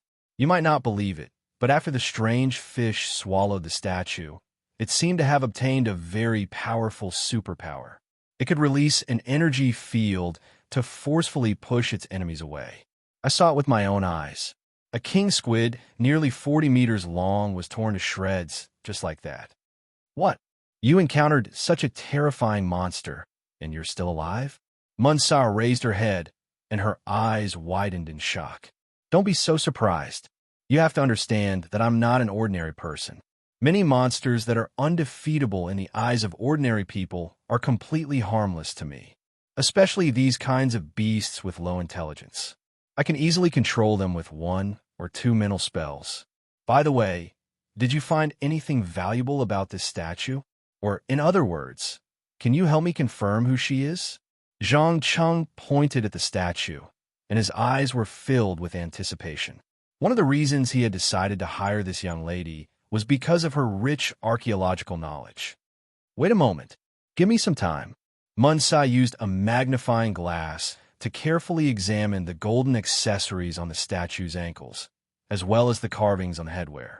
After 7 or 8 minutes, she explained in an uncertain tone. This statue should be from about 8 to 1,000 years ago. It's an ancient religious symbol from the time when the Inca Empire was just established. The exact age can only be determined if it's confirmed. Only during that period would the Inca people use stones to make small statues like this.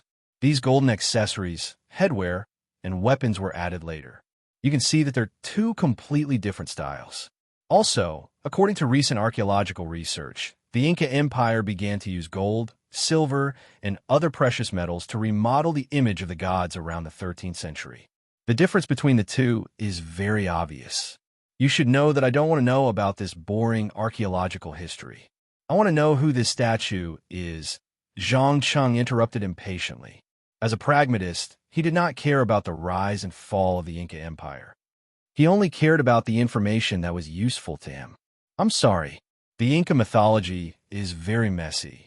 Other than the gods that the Indians believe in, there are many unique gods.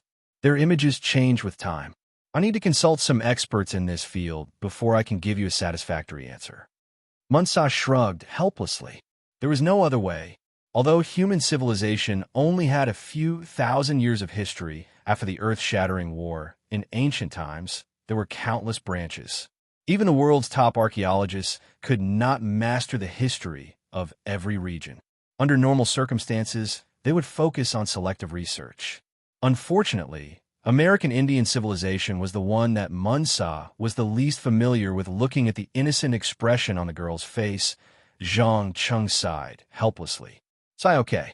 I'll give you 3 days to use the satellite network on the ship and contact the so-called experts as soon as possible. If necessary, just use money. Understood. I swear that I will give you a satisfactory answer in 3 days. Munsa promised solemnly. I hope so. Yelena, inform the 2 salvage boats to start the salvage operation tomorrow. First, bring up all the wrecks of the ship and use the mechanical arms at the bottom of the yacht. Zhang Cheng ordered without turning his head. Yes, sir. Boss. I'll send someone to watch them.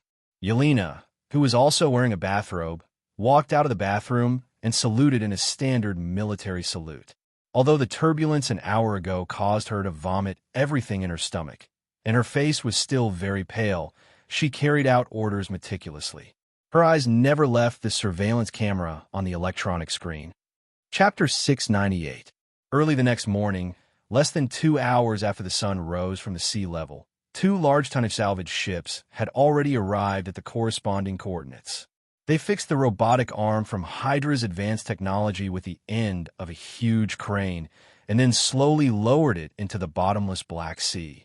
According to the result of the discussion between the 2 experienced salvage ship captains, they're going to use the detection camera on the arm to locate the shipwreck, followed by pulling up the broken hull so that all the goods inside are clearly visible. After all this is done, they will put down a strong fishing net and use the arm to sweep the surrounding seabed area. They will probably be able to get 70 to 80% of the things up in a few tries. As for those that are heavier or buried deep under the mud, they will be operated separately. It has to be said that the professionalism of these guys is indeed worthy of the high price they offered. They don't need the employer to worry at all, and they can arrange everything in an orderly manner. After a while, the first net of dazzling gold and silver precious metal coins was dragged up, and there were hundreds of kilograms of them, especially those 16th century gold coins that were not very regular in shape. They suddenly made everyone's breathing become rapid. Because these gadgets, which proved how simple the coinage technology was at that time, were exactly the goods that were on the treasure ships that transported gold and silver back to the mainland from America during the heyday of the Spanish Empire. Because people at that time did not realize the relationship between money and the economy, as well as the hyperinflation brought about by the influx of a large number of precious metals. The more prices rose, the more the Spaniards transported gold and silver home. The more gold and silver they transported, the more prices rose.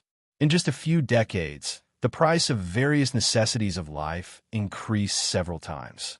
What's more, having too much real money on hand has led to a wrong idea in the whole of Spain. That is, they are rich and rely on buying everything, not developing their own handicraft industry and manufacturing industry. As a result, after losing sea power, they quickly became a second-rate country and never rose to become a European power.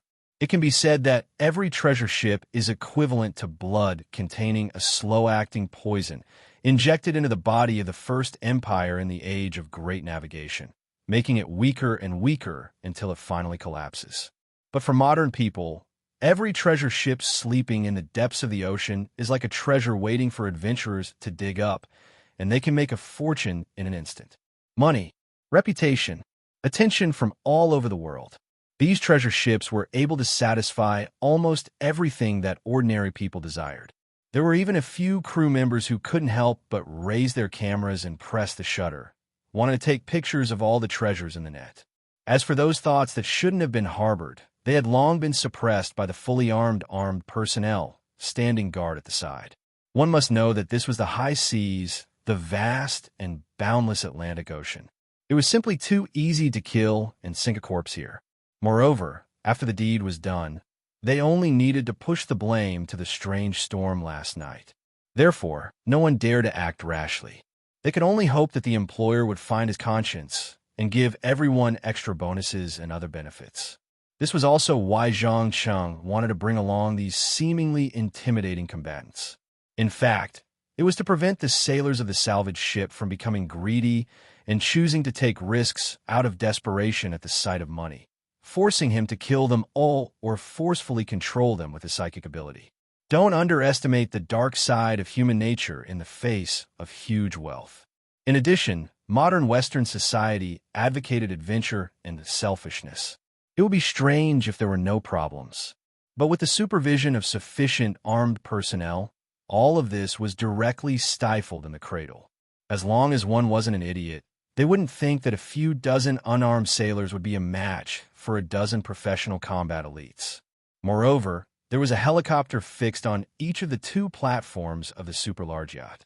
Even if they succeeded, they wouldn't be able to escape the pursuit of the helicopters in the vast sea. Standing on the deck of one of the salvage ships, Yelena stared coldly at every guy who leaned forward. When a guy tried to stuff a gold coin into his sock, she reminded him, "Mr. Captain, I'm afraid you won't be able to do anything to me. You better control your subordinates.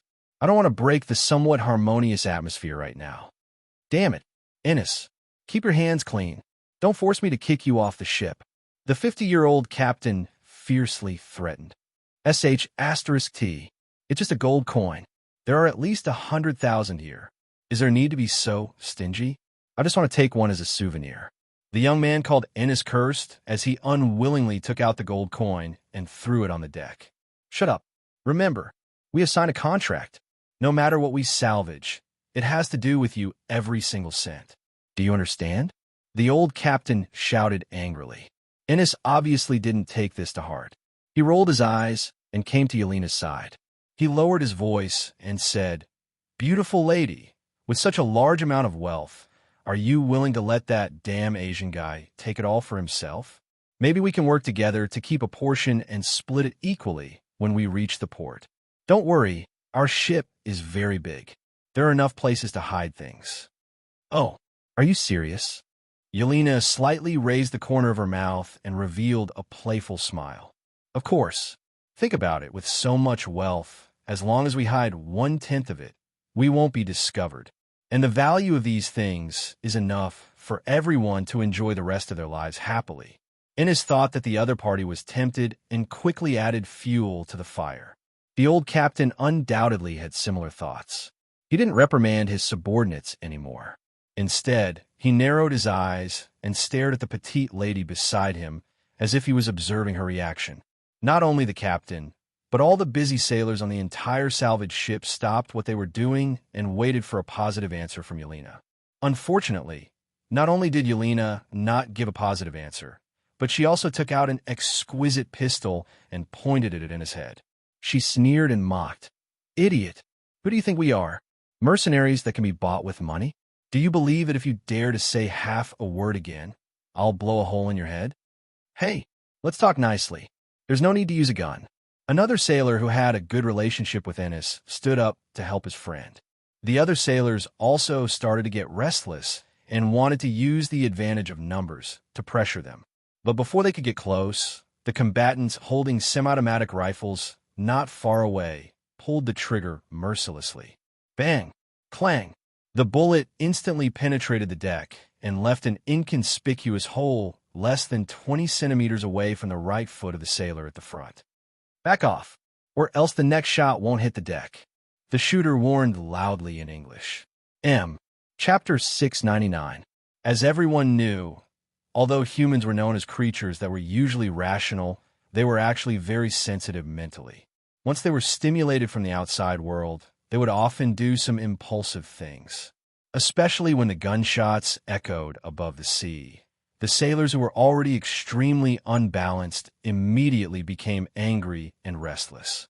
A few of them even tried to get close to a fully armed combatant and snatch the semi-automatic rifle in his hand. But before they could succeed, the other two armed combatants immediately rushed over and raised their rifle, but to knock them all to the ground and gave them two more kicks. Judging from the painful expression on the victims' faces, it was most likely that their ribs were broken. At the same time, the two helicopters on standby on the yacht immediately took off and hovered over the site of the accident. The heavy machine guns were aimed at the troublemakers without any concealment. If anyone dared to make a move, then what awaited them would not be a few broken ribs, but a strafing of 12 7mm caliber bullets. Even a complete corpse would not be preserved. "You two, come here." Seeing that all the combatants were in position, Yuliana directly pointed her gun at Ennis and his friend. It was because of these two guys that the situation had developed to a point where it was difficult to resolve. Therefore, Yuliana planned to get rid of these two troublemakers and give the sailors on the yacht a warning. What do you want to do?" Ennis' voice was trembling. There was no way he could not stop trembling. If a normal person was pointed at by a gun, it would be considered brave if they did not pee in their pants. Not to mention that there was more than one gun pointed at him. There are also two heavy machine guns on the helicopters above him. You still know how to be afraid? Sorry, it's too late." Just as she finished speaking, Yuliana suddenly raised her hand and aimed at their knees and pulled the trigger without thinking. Bang! Bang! F***CK. Accompanied by a pig-like scream, the bullet shattered their kneecaps and caused irreparable damage to their joints. Although they would not be in a wheelchair for the rest of their lives, they would not be able to do anything that required bending their knees like running or jumping.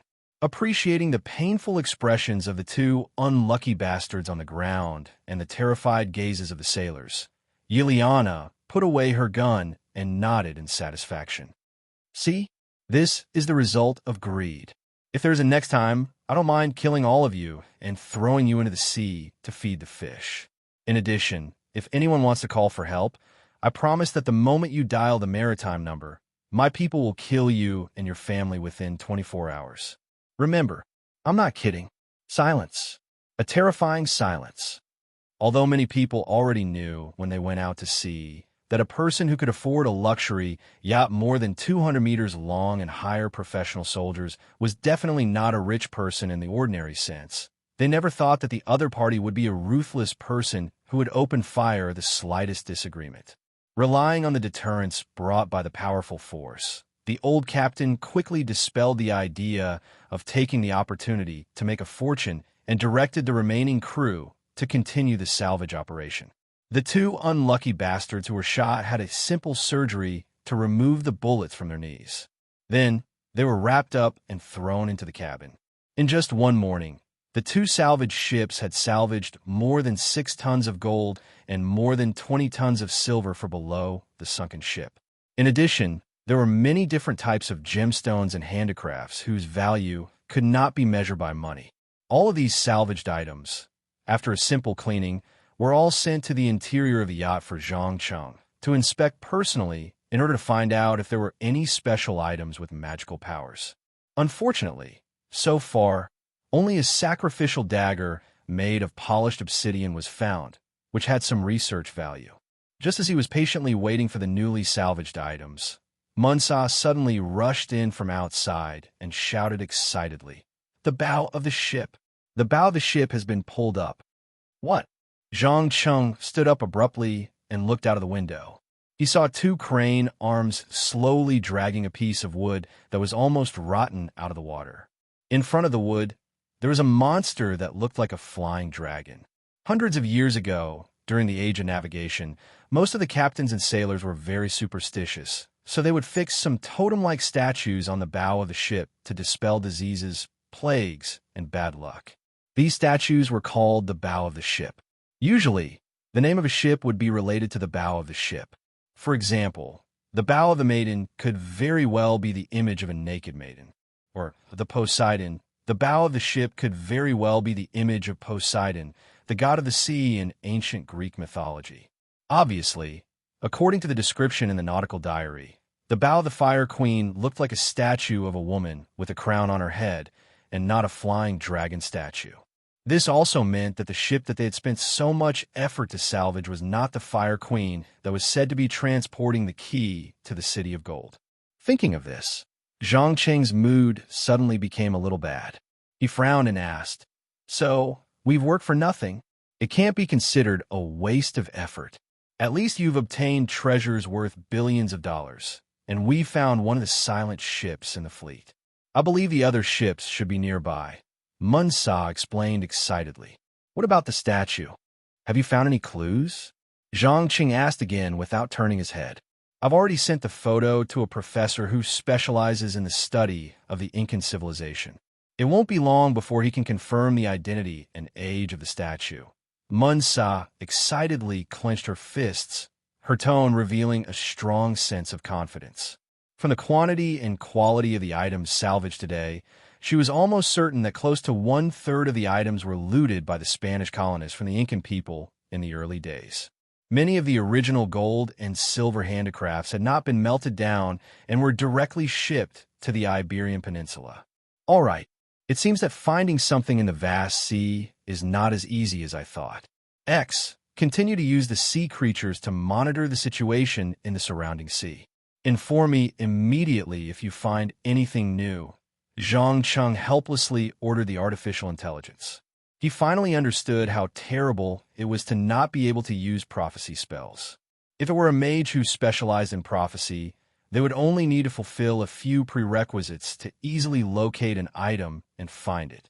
However, there was no medicine for regret in this world. From a moment he was opposed to prophecy spells, it was destined that Zhang Qing would never be able to use any prophecy spells in his life. The only thing he could do now was to use the powerful search ability created by the combination of technology and magic to slowly search for the sunken Fire Queen. Chapter 700. Knowing that the sunken ship being salvaged was not the Flaming Queen that he expected, Zhang Qing completely lost interest in it and let Yelena deal with the messy stuff, especially the heavy cannons that were pulled up by the crane. Each of them was extremely heavy and worthless. He had no idea why Samantha would be interested in these lousy things. Most importantly, in 2001, the 42nd President of the United States of America, William Jefferson Clinton, signed a declaration on the ownership of shipwrecks in international waters, stating that the U.S. government recognizes all national vessels, including the United States of America, as belonging to the original country, regardless of when and where they sunk, and regardless of how much time has passed. This also meant that all the items salvaged, if confirmed to be Spanish treasure ships, would eventually be awarded to the Spanish government by the courts, even if they were pulled back to the United States. However, the law was one aspect and international politics was another. As long as they insisted that these items were not the goods of the treasure ships, the United States would not be able to provide any evidence. The Spanish side could not produce the corresponding evidence, so the final result could only belong to the discoverer. After all, Spain was no longer the powerful European country that dominated the seas in the 16th century. It was a third-rate country that had no military presence, and its economy was so bad that it was called one of the 5 stupid pig countries. Of course, Zhang Qing himself did not care too much about these useless precious metals. What he really cared about was the Flaming Queen that was also sunk nearby. Only this ship had collided with a golden mural that contained a mysterious power. Just as he was hiding alone in the captain's room and staring at the 3 huge underwater projections in a high-end restaurant in Paris, France, Faust was using John's fake identity to continue pretending to be a member of the European Supreme Council. He was sitting at one of the tables and enjoying the delicious meal that the chef had meticulously prepared. Without raising his head, he said, "Where's our little ally that always brings surprises? He's already out at sea to search for the sunken ship called the Flaming Queen." "Why, you're looking for him?" Lafren asked with a faint smile as he tasted the expensive high-end red wine. "No, it's nothing.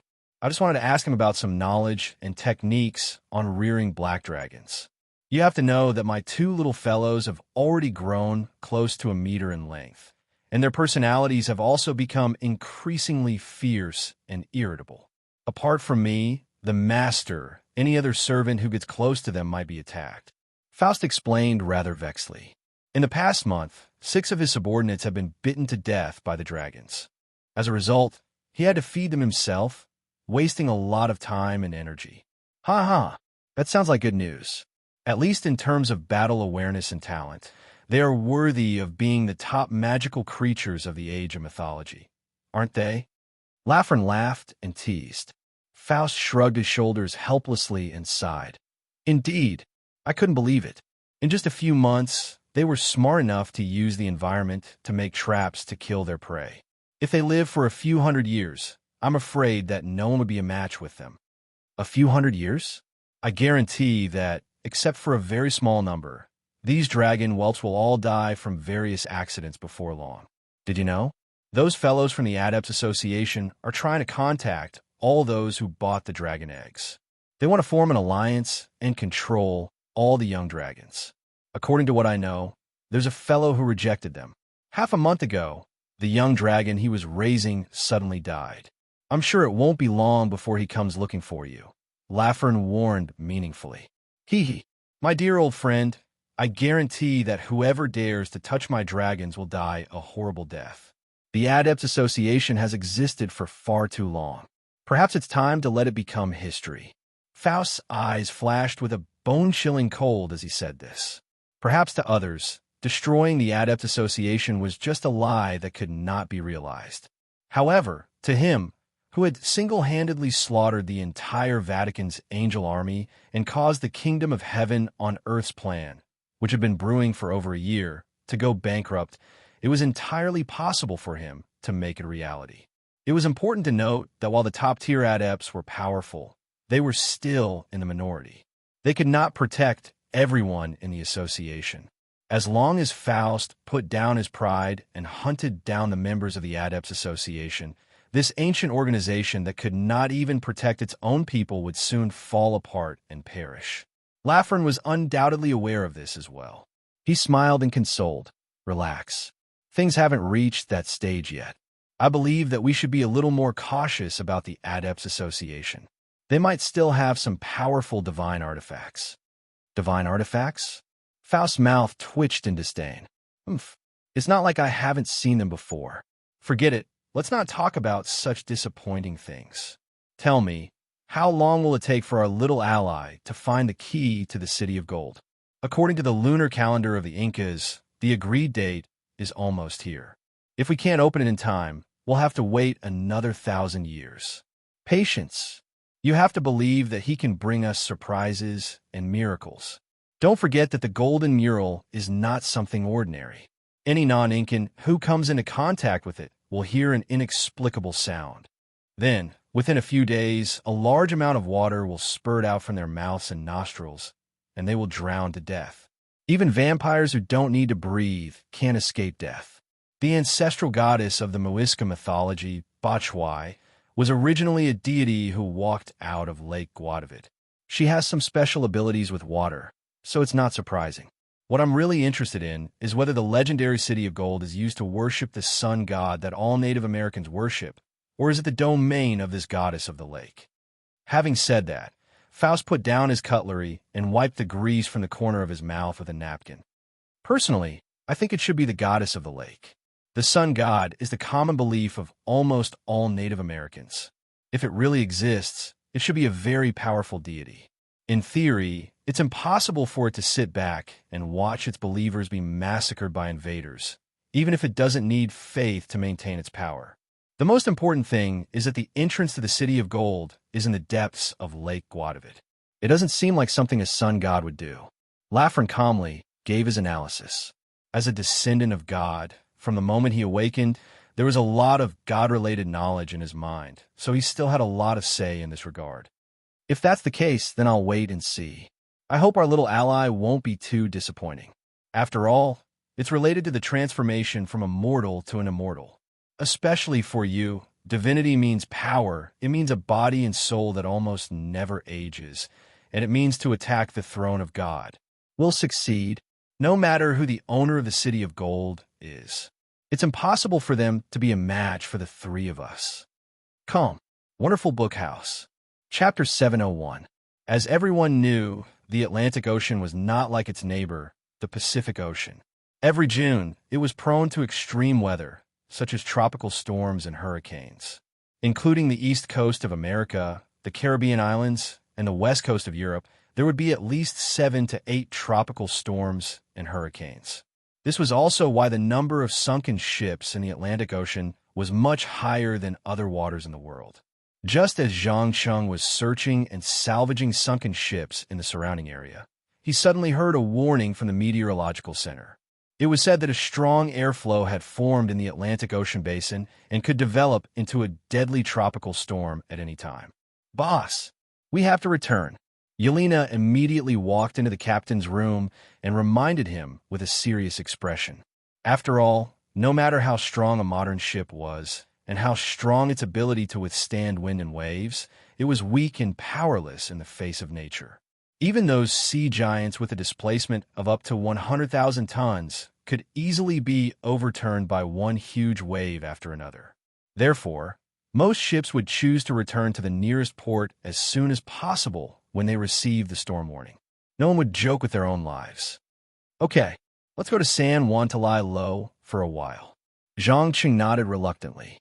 Although the fleet had salvaged 4 sunken ships from this area in the past few days, none of them were the legendary Flame Queen. One of them was a frigate that was traveling with the Flame Queen. The other one looked like a pirate ship that had been modified to be used in gang warfare. The other 2 were standard Dutch armed merchant ships. As a result, there were even more treasures in the bottom of the yacht. Especially on the armed frigate, they found a few Spanish aristocratic swords decorated with precious gems and engravings. There were even aristocratic badges on the swords, which are quite valuable for archaeology and collection. "Understood. I'll immediately inform the captain of the salvaged ship to adjust the course." Seeing that Zhang Cheng did not insist on staying, Yuliana was obviously relieved. She quickly turned around and walked out. Not far away, Samantha, who was lying on the table carefully cleaning an original pistol, suddenly asked without thinking, "Why San Juan? Is there a need to ask?" Of course, it's because Puerto Rico is relatively close, and it's an autonomous state in the United States. It's the best choice in terms of distance and security. In addition, San Juan is a relatively developed port city in the Caribbean region. At least the hotel will be very comfortable. Don't tell me you like to stay in those dangerous places where you have to keep one eye open to sleep. Zhang Cheng gave the answer matter-of-factly. There was a famous saying in Central, South America, and the Caribbean: too far from heaven, too close to the United States. Since the rise of the Monroe Doctrine, the United States had seen America as its absolute sphere of influence.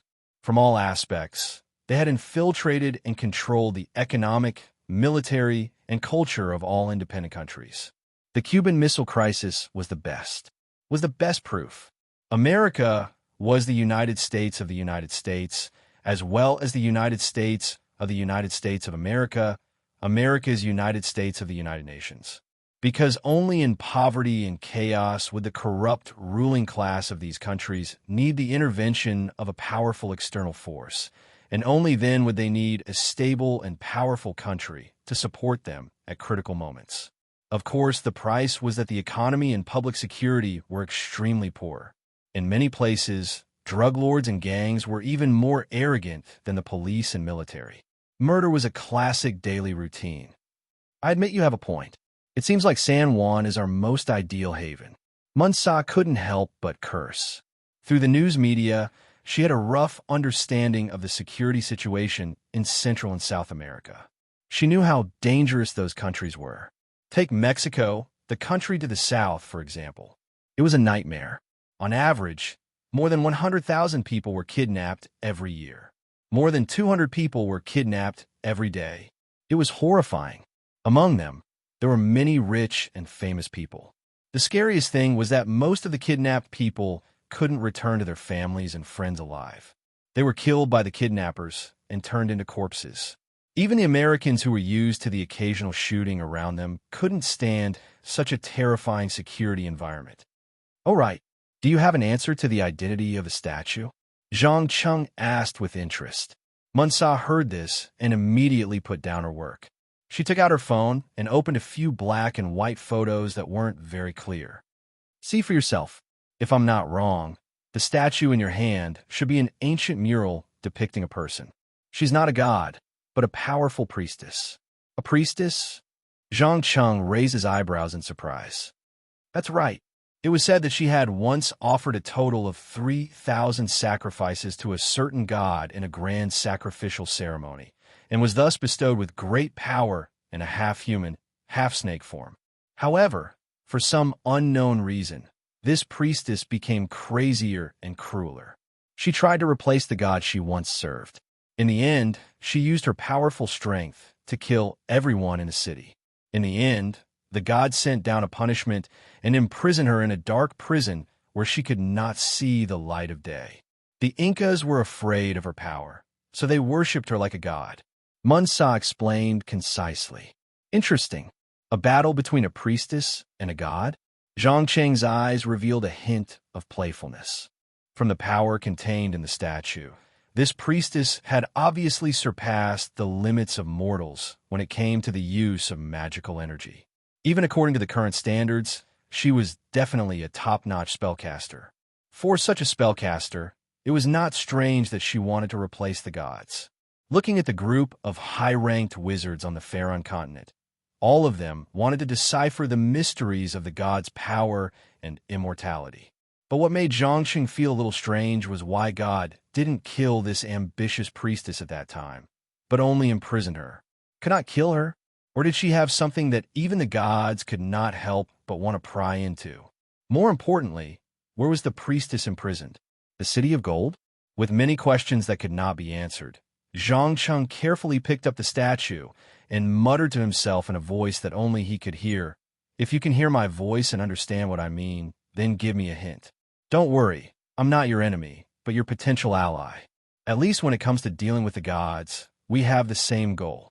As soon as he finished speaking, the statue's gem-like eyes suddenly flashed. The next second, Zhang Cheng felt a very weak consciousness that wanted to establish some kind of connection with him. Unfortunately, this consciousness was too weak. It was so weak that it could not even transmit the most basic emotions, let alone complex information. Chapter 702. San Juan, the capital of the Free State of Puerto Rico, was also known as the Pearl of the Caribbean Sea. Especially when there was a deadly storm in the Atlantic Ocean, it would become a haven for countless ships. On days when they couldn't sail, the lonely sailors who disembarked from their ships would generously wave their banknotes, drink the local rum, and have intimate relationships with beautiful girls that went beyond friendship. The instinctive desire of human beings was vividly reflected at this moment. Almost no man could resist this beautiful time where they could indulge in pleasure without having to bear any responsibility. However, for Zhang Cheng, this kind of low-level desire derived from the desire to continue his descendants had long since become extremely weak. So instead of participating in the carnival party held in the hotel, he stood alone in front of the window of a luxury suite, enjoying the shocking scene caused by the storm sweeping through the city. Whether it was the vehicles parked on the roadside or the roofs of the houses that were not very sturdy, none of them escaped the disaster. At first glance, San Juan was like a girl being ravaged by a strong man, completely without any resistance. The violent waves in the harbor continued to hit the rocks, making loud noises.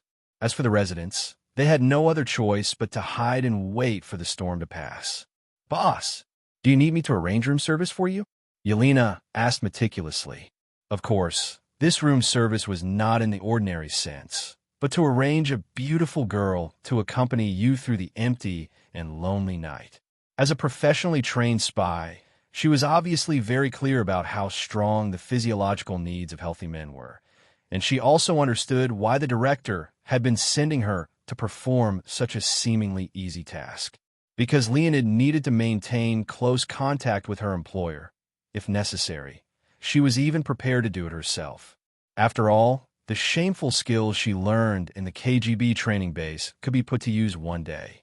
Through the exploration of the brain's shallow thinking, Zhangcheng effortlessly felt the other party's thoughts. He smiled and shook his head. No, no need. Don't associate me with those slaves of desire who only think with the lower half of their body. I am a master of desire, the ruler of desire. Only when I desire something from the bottom of my heart will I have the corresponding desire. You mean you won't be interested in women casually? And there won't be any corresponding physiological urges? Yiliana had an undisguised look of surprise on her face, which went against the experience she had accumulated over a long period of time. As the saying goes, the greatest pain of human beings is the inability to control their desires. From the billionaires and political elites to the beggars and tramps on the streets, they would all make mistakes that they would not normally make under the stimulation of external factors at some point in time. The Committee of State Security, KGB, the former Soviet Union's intelligence organization, had discovered this weakness and trained professional spies, Swallow and Crow, to engage in erotic seduction. However, there were always two sides to everything. Humans could not control their desires, so there was no shortage of trained spies who had strong feelings for their targets and chose to betray their countries and intelligence organizations. That's right. This was an evolution, evolving from a lower life form to a higher life form. Think about it. What kind of species would keep themselves in a state of estrus all year round, and then desperately mate and reproduce? Naturally, there were low-level life forms that were precarious and could die at any time. Although humans have become the well-deserved overlords of this planet, they are still very fragile in nature and need to maintain an advantageous position in the natural competition process through reproduction. When he said these words, Zhangcheng's eyes flashed with a pale golden light. Obviously, he did not regard himself as a member of the human race. Strictly speaking, from the perspective of life, he was no longer a pure human, but an immortal who had crossed the boundary of mortals but had not yet stepped into the realm of gods. This was also why he became more and more indifferent to the death of ordinary people and became more and more indifferent. Yiliana undoubtedly sensed something and subconsciously shivered. She carefully probed. So, you are no longer a human? Hearing this sentence, Zhangcheng could not help but explain with a smile. This depends on how you judge. If you judge based on body shape, thought, and behavior habits, I am obviously still a member of the human race, at least on the surface. But in terms of the essence of life, I surpass the vast majority of life forms in this world, and I can even survive the attack of a thermonuclear weapon. Therefore, whether I am a human or not is not important. What is important is whether I have a clear understanding and definition of myself. Then, your definition of yourself is: I think of myself as a surpasser, no longer limited to identity, bloodline, or even species. I myself, an individual who is destined to stand at the peak of life evolution. Perhaps you feel very strange and also very fearful. Why would I suddenly say this? The answer is actually very simple. I see some kind of potential in you, the potential to transcend oneself and complete the evolution.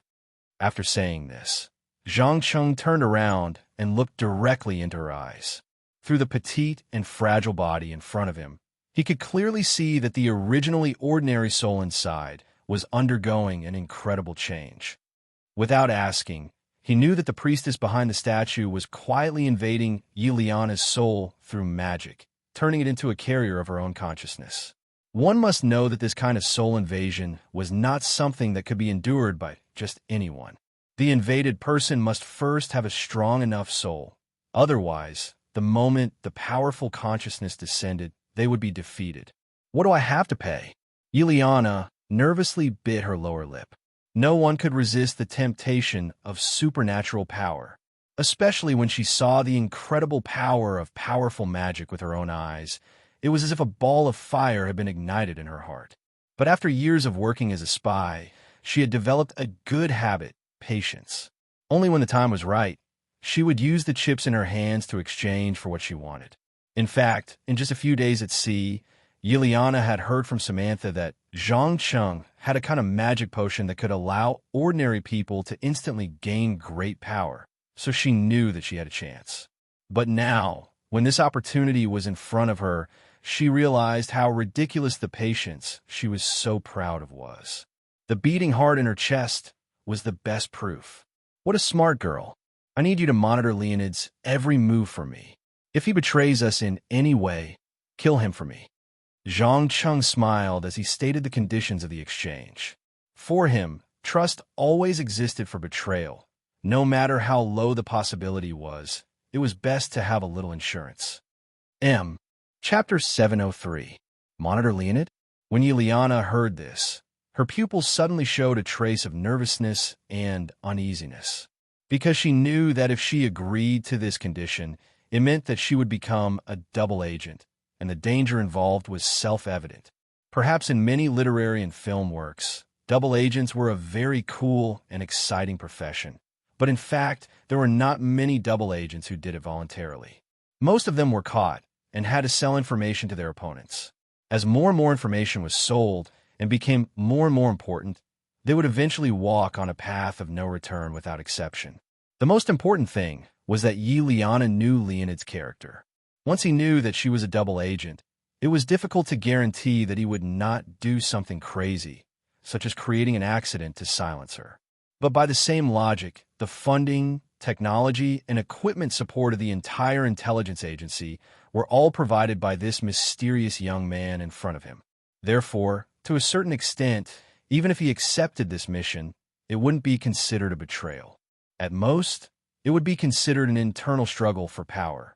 After hesitating for a few minutes, she finally made up her mind and replied with a serious face, "No problem. I think I could do the new job." "Very good. I like smart people, but I don't like people who are too smart. I hope you won't disappoint me." As the last word came out of his mouth, without any warning, Zhang Cheng suddenly raised his right hand and lightly tapped the man's forehead. Instantly, Yuliana felt that her consciousness began to slowly fly out of her body, floating in the air in a completely indescribable situation. This is... She waved her incorporeal arms in horror, trying to return to her body. But all her struggles were in vain. No matter what she did, or how far she flew, she would eventually return to her original place, as if she was fixed in place by some mysterious force. Relax. I think you still don't know how special you are. The soul is the most essential thing of a person. It is the aggregate of consciousness, the terminal that carries memories and emotions. Under normal circumstances, the soul is unlikely to exist in an independent state. But there are always a group of special individuals in the world who are born with a powerful soul. As Zhang Cheng spoke, he inserted his finger into the core of her soul, feeling the foreign consciousness that was trying to invade. Powerful soul. Yuliana obviously did not understand what he meant. Yes, don't tell me you haven't noticed anything wrong with yourself these past few days? Zhang Cheng hinted meaningfully. Yelena frowned and pondered for a moment. Her face suddenly became ugly. Damn it. Recently, I've been losing my ability to think from time to time and have some strange hallucinations. What the hell is going on? Zhang Cheng shrugged nonchalantly. It's nothing. Do you remember that interesting statue? The master behind is slowly invading your soul. But don't worry, I don't think the other party has bad intentions. Maybe she just wants to use you to talk to me face to face. No, drive it out of my soul. Although Yuliana didn't know what soul invasion meant, she still instinctively felt a strong sense of crisis and screamed like crazy. I'm sorry, it wasn't an easy task to get rid of a soul invasion. Moreover, I really want to hear the story of an Indian priestess from thousands of years ago. After saying that, Zhang Cheng completely ignored the struggling Yuliana and injected powerful magic energy into it, allowing the other consciousness in the soul to devour it. In just a few seconds, it began to grow and expand, at the same time continuously suppressing the control of the original owner. Finally, the soul stopped all movement and floated in the air foolishly, emitting a charming silver light. Suddenly, the silver light turned into a sky full of light spots and exploded. Following that, it quickly shrank and formed a half-human, half-snake female figure. This ancient priestess first inspected the luxurious hotel room's decorations, then smiled and praised in an ancient Indian language. Unbelievable. I didn't expect that in the 1,000 years I was imprisoned, humans had developed to this extent. I'm sorry. Although I don't like to interrupt people, I can't help but remind you that the Inca Empire that once lived on this land has already perished. They were exterminated by the European colonists, and only a few of them managed to survive. Zhang Chung curled his lips and explained in a sarcastic tone in the same ancient Indian language. What? The Inca Empire has perished. A cold light flashed in the priestess' eyes. Yes, not only the Inca Empire, Aztec and Maya have all perished. Now, the mixed-blood Indians living on this land have long forgotten their ancient traditions and the gods they once worshipped. I'm very curious. How did you maintain your power without weakening after so many years? Could it be that there are still some large tribes in the rainforest that worship you?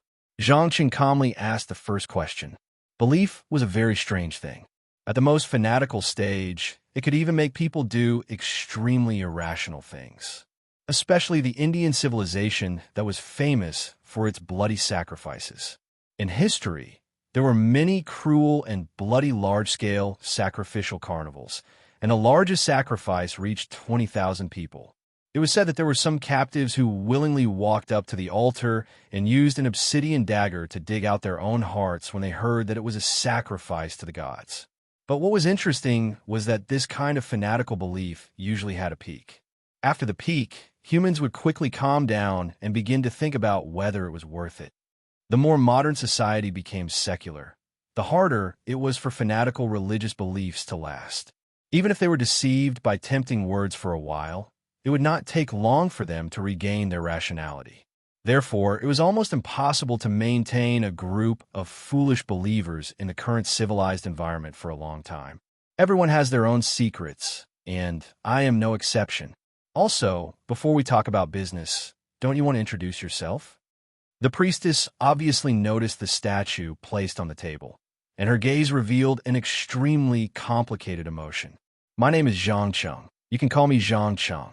Zhang Chung gently picked up the statue and secretly observed her reaction. The priestess purposely pretended to be indifferent and introduced herself. My name is Taxima, the sacrifice of the Python god. It's nice to meet you, powerful man. Python god? Why have I never heard of this name?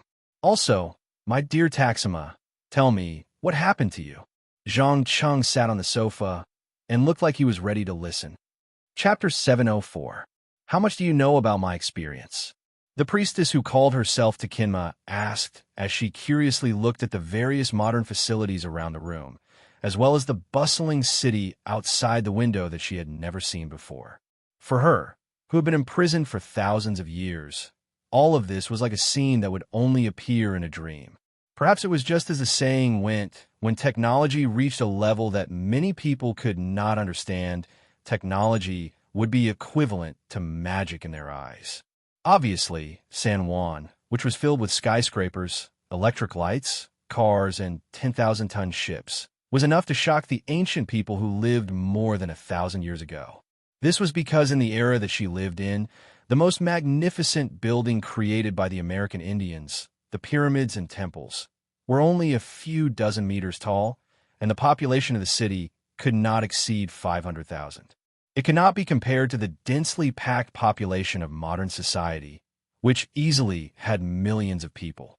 This was like a person from the 21st century suddenly arriving in the future, a few hundred years in the future. Even the most powerful supernatural users could not help but sigh in amazement. Zhang Chung sat on the chair and enjoyed the changes in the priestess' expression with great interest. After a while, he smiled and said, I don't know much about you. I only know from a few ancient murals that you once slaughtered a city of your own people, and then were imprisoned by some unknown god. You have to understand that with the arrival of the European colonists, the entire American Indian civilization completely collapsed. Even now, no one can recognize what is recorded in those knotted ropes, and no one can be sure if the Incan civilization invented the corresponding language and writing system. In fact, There had always been a debate in the academic community about whether the Incan civilization invented writing. Some scholars believed that the extremely complicated knotted ropes were equivalent to writing to a certain extent. It was just that other than the strictly educated Incan ruling class, no one else could understand it at all. There were also some scholars who believed that whether it was the ruling structure, the astronomical calendar, the construction, or the level of craftsmanship of the Incan civilization, it was impossible that they did not have the corresponding language to support them. It was just that the things that recorded these words were too fragile, so they could not be passed down. No matter which it was, in Zhang Cheng's view, it was not important. What was important was the unique supernatural system that was lost with the fall of the Incan Empire. I see. No wonder I feel that the seal is becoming more and more loose. Strange vertical pupils that only reptiles had appeared in the priestess's pupils. Undisguised schadenfreude appeared on her face. It had to be said that the power she possessed was very powerful. Even though she existed in the form of a soul, she could still maintain a relatively stable external form. She could even touch and pick up objects through the force field. She was no different from a living person. What? Could it be that the destruction of the Incan civilization is a good thing for you? Zhang Cheng probed with interest. Takema shook his head expressionlessly. No, I just thought it was ridiculous. A bunch of idiots who valued their faith more than anything else. In the end, they were mercilessly abandoned by the god they believed in. I'm sure they must have been very desperate and regretful at that time. Not all of them. As far as I know, there are still some gods who chose to stay and help their believers escape. Unfortunately, they were too weak. In the end, all of them died in the fierce battle without exception. Some of them were even made into powerful magical items. But overall, your point of view is correct. Most of the gods have abandoned the Native Americans. It seems that faith is something dispensable in their eyes. After saying that, Zhang Cheng pursed his lips and revealed a playful smile. Ha ha, I don't think you understand the gods of this land at all, do you? Takema laughed happily for no reason. Oh, then why don't you give me a simple introduction? Zhang Cheng continued to lead the conversation. He had a feeling that he would be able to get a lot of secrets about the American continent from the other party. There's no need for an introduction. You only need to know that except for a few of the original gods, most of the gods that we believe in require faith. Otherwise, they will fall into a deep sleep.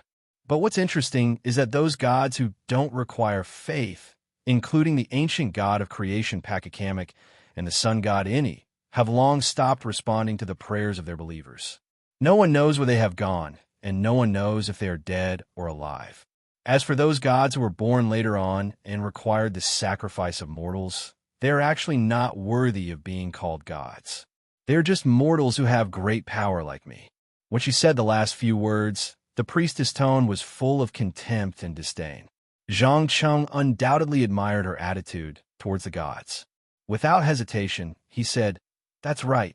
The so-called gods are just a group of special life forms that possess extraordinary power. As long as we can decipher the mystery, we will definitely be able to replace them or even surpass them.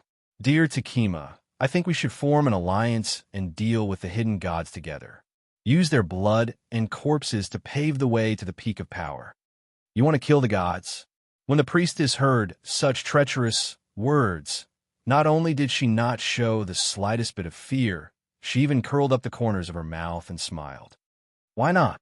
In fact, I already have the experience of killing gods, although it's a little opportunistic. Look, this is what I got from them. Zhang Cheng slowly raised his right hand and released a dazzling divine light. When Takema saw this, his pupils suddenly contracted and enlarged. After about 2 to 3 minutes, he exclaimed with a trembling voice, "Divinity! You actually seized divinity. You have a good eye. This is indeed divinity.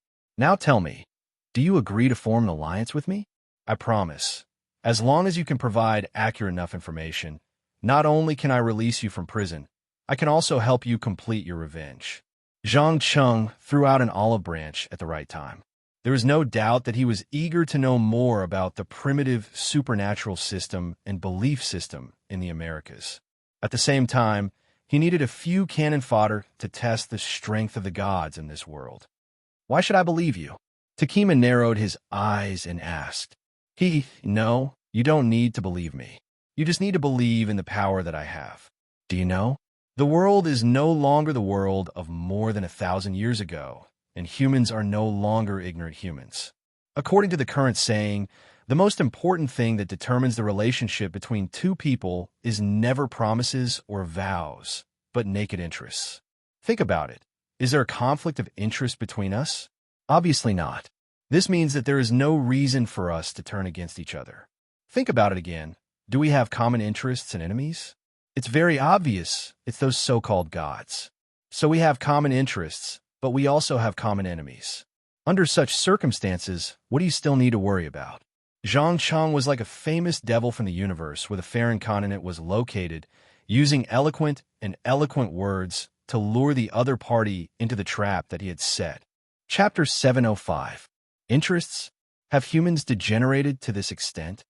Takema was obviously not used to, or rather, he did not like this way of talking. His brows were locked together, and his eyes revealed undisguised disgust. Zhang Chang shrugged his shoulders and retorted, "No, this is not degeneration. On the contrary, it tore off all the pretense of ethics and morality, and let humans return to the most primitive and essential state of competition, instead of foolishly thinking that they are the masters of the world and the most beloved creation of God. Do you know how the Native American civilization went extinct? Because they were too naive and mistakenly thought that the European colonists were a group of friendly neighbors who even helped them gain a foothold in America at a critical moment. But how did these guys repay the Native Americans? They instigated wars, killed their benefactors, and plundered their wealth and land. In the end, they shamelessly established a day called Thanksgiving Day to commemorate the Native Americans who had helped them and offered a reward for the scalp of the Native Americans. It was not until the number of Native Americans was no longer enough to threaten the dominance of the European settlers that the massacre finally stopped. So tell me, do you prefer the former kind of cooperation that appears to be close on the surface, but secretly backstabbing when there is a chance? Or do you prefer to put the interests out in the open and let us all know what each other wants? Restricting the thoughts and behaviors of human society through ethics and morality? Hearing this old-fashioned argument, Zhang Cheng could not help but want to laugh. Perhaps in ancient times where the transmission of information and knowledge was relatively slow, such a social structure could barely be maintained.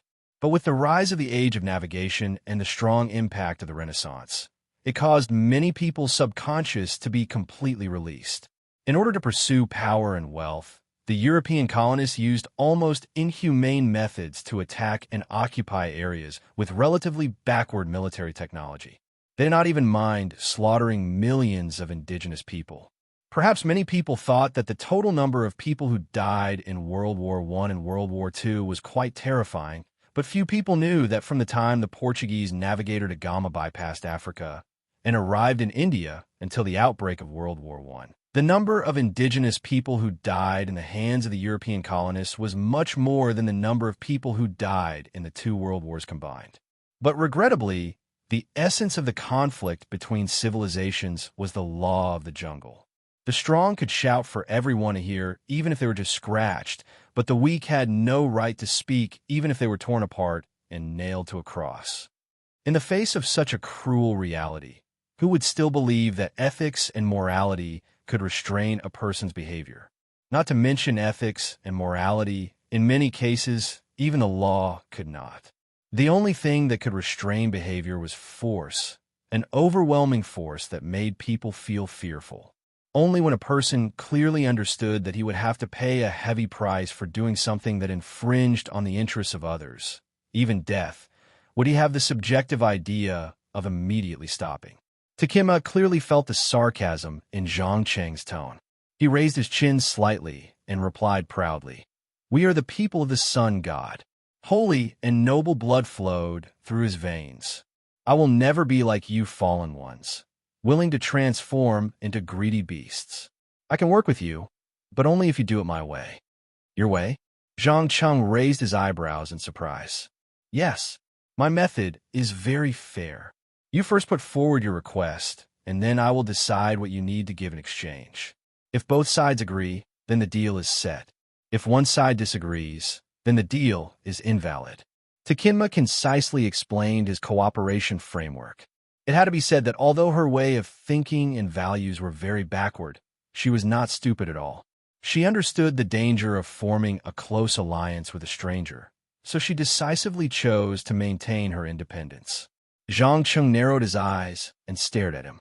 After a full minute, he nodded his head and said, "No problem. We'll do as you say. But before that, I need you to provide some basic information." "No, I just said, if you want to get something, just put forward your request, and then I will decide what you want to exchange with. Important information will never be free." Takinma quickly refused. "Damn it. Well, it seems that I don't have a second choice. Tell me, if I want to know about the information about the City of Gold, what do I need to exchange with?" Zhang Cheng's pupils flashed with a piercing chill, and he immediately pretended to be helpless. There was no other way. After all, the priestess in front of him was only a projection of her consciousness. Even if he turned hostile and resorted to violence, he could not guarantee that he would be able to obtain the relevant information. At this stage, other than being patient, he really could not come up with any effective countermeasures. "I want a body. A complete body that can contain my consciousness and part of my strength. Firstly, she must be a female and have the blood of an Inca priest. Lastly, she must not be more than 25 years old." Takinma calmly put forward her request. Obviously, she was very careful. She wanted to use this method to have a general understanding of the current world and not be impatient to get out of the cage that had imprisoned her for thousands of years. After all, the cage imprisoned her and, at the same time, protected her. She would only choose to leave when she was sure that it was safe. "Okay, but it will take time." Zhang Cheng undoubtedly sensed her thoughts and quickly gave an affirmative answer. 30 days. I'll give you 30 days. At the same time, I can tell you the secret of the City of Gold in advance. But you have to remember, if you don't fulfill your promise after 30 days, then our cooperation will end here. After saying that, Takinma raised her hands and started waving her hands towards the smooth walls of the guest room, chanting some incomprehensible syllables. In just a few minutes, large pieces of paintings that looked like dried blood stains began to fill the entire wall one by one, and the pungent smell of blood could be smelled even from a few meters away. Before Zhang Cheng could find any clues from these messy murals, the priestess' originally stable form exploded with a bang, and then reformed into Yelena's appearance. Obviously, she had exhausted the magical energy that she had absorbed not long ago, and the connection of her consciousness was cut off, so she could only withdraw temporarily. At the same time, Yelena's soul slowly returned, and she suddenly jumped up from the ground and asked in horror, "What did you do to me?" "Relax. I didn't do anything. I only borrowed your soul to talk to the owner of the statue face to face for a while. Come closer. Next I'll give you something that you desire." Even among the countless supernatural abilities, the power of the soul is one of the top. As soon as he finished speaking, Zhang Cheng grabbed Yelena's slender neck, and with the help of the broken magic crystal embedded in her skull, he continuously strengthened the awakened potential in her soul. After about 2 to 3 minutes, the latter fell into a semi-conscious state because she could not bear the immense pain. Chapter 706. 1 minute, 2 minutes, 5 minutes, 10 minutes as time passed by. Yelena's soul, which was originally not much stronger than an ordinary person, was rapidly increasing and gradually transforming from quantitative to qualitative change. When the first crystallized solid began to form in the depths of her soul, Zhang Cheng released her and gently pushed her to the sofa behind him. For strengthening the soul, there was nothing more difficult, more dangerous, and more important than the initial condensation process. As long as the most important first step was taken, the rest would become very simple. Of course, he did not spend so much effort out of kindness, nor did he suddenly have a conscience. It was to be able to communicate better with Takinma. At least it would not be like before, where he was forced to break the consciousness connection after using a little power. To put it simply, Strengthening Yuliana's soul was equivalent to expanding the channel behind the priestess consciousness projection, allowing it to transmit more power. Just as Zhang Cheng was about to carefully examine the murals on the wall that reeked of blood, Samantha suddenly opened the door and staggered in from outside. She was obviously a little drunk. While holding the coat in her hand, she walked to the sofa and lay down on her back. She laughed hysterically. Ha ha. Dear boss, do you know, just now 2 guys in the bar downstairs drugged their drinks and tried to drag me into the room to do something, but they never thought that I am no longer an ordinary person. In less than a minute, I broke their 3rd leg. It didn't cause too much of a ruckus, right? Zhang Cheng subconsciously waved his hand to disperse the unbearable pungent smell in the air. Although similar incidents like this in bars were nothing new, he still couldn't understand how thirsty a guy was to be willing to touch a woman who reeked of alcohol from head to toe. Not to mention other things, just the smell from the mouth was enough to make a normal person feel disgusted and want to vomit. Don't worry, someone has already taken care of it for me. These 2 idiots were thrown into the street to enjoy the most violent wind from the Atlantic Ocean. As for whether they can survive or not, it will depend on the blessing of the goddess of fate. Samantha smiled proudly. The goddess of fate?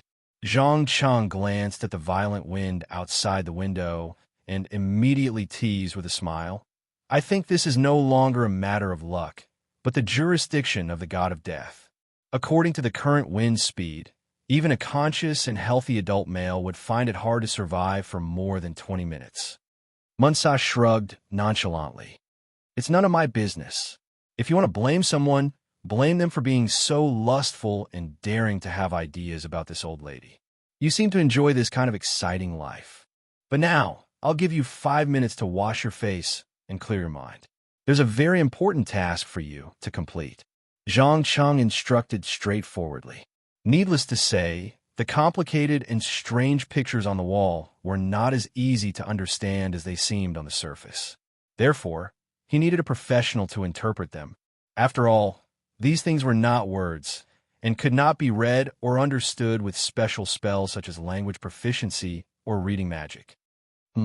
Oh my God, what is this? Samantha suddenly stood up from the sofa and stared in front of her with her mouth agape. When she came in, her back was facing the wall, so she did not notice the murals that looked like they were painted with blood. In addition, the alcohol had numbed her sense of smell, so she did not smell the thick smell of blood in the room. As you can see, this is a long picture. It is said to record the secret of making gold. Your task is to decipher it before the storm ends. Remember, I don't need vague speculations, but detailed information and evidence. Do you understand? When Zhang Cheng said this, his face was full of seriousness and seriousness. He did not look like he was joking at all. Understood. I'll get to work immediately. Samantha did not say anything else and rushed into the bathroom to wash her face with cold water. Then, she took out her digital camera and took pictures of the pictures on the wall one by one. She was going to send them to the Incan experts to decipher them. At the same time, Yuliana, who was in a semi-conscious state due to the unbearable pain, finally regained consciousness. She slowly opened her eyes and stared at her hands.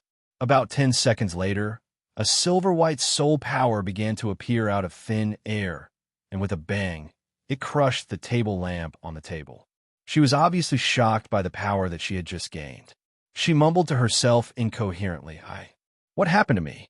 My mind is in a mess. My head hurts. Calm down. Your soul has just completed its evolution, so you need some time to get used to it.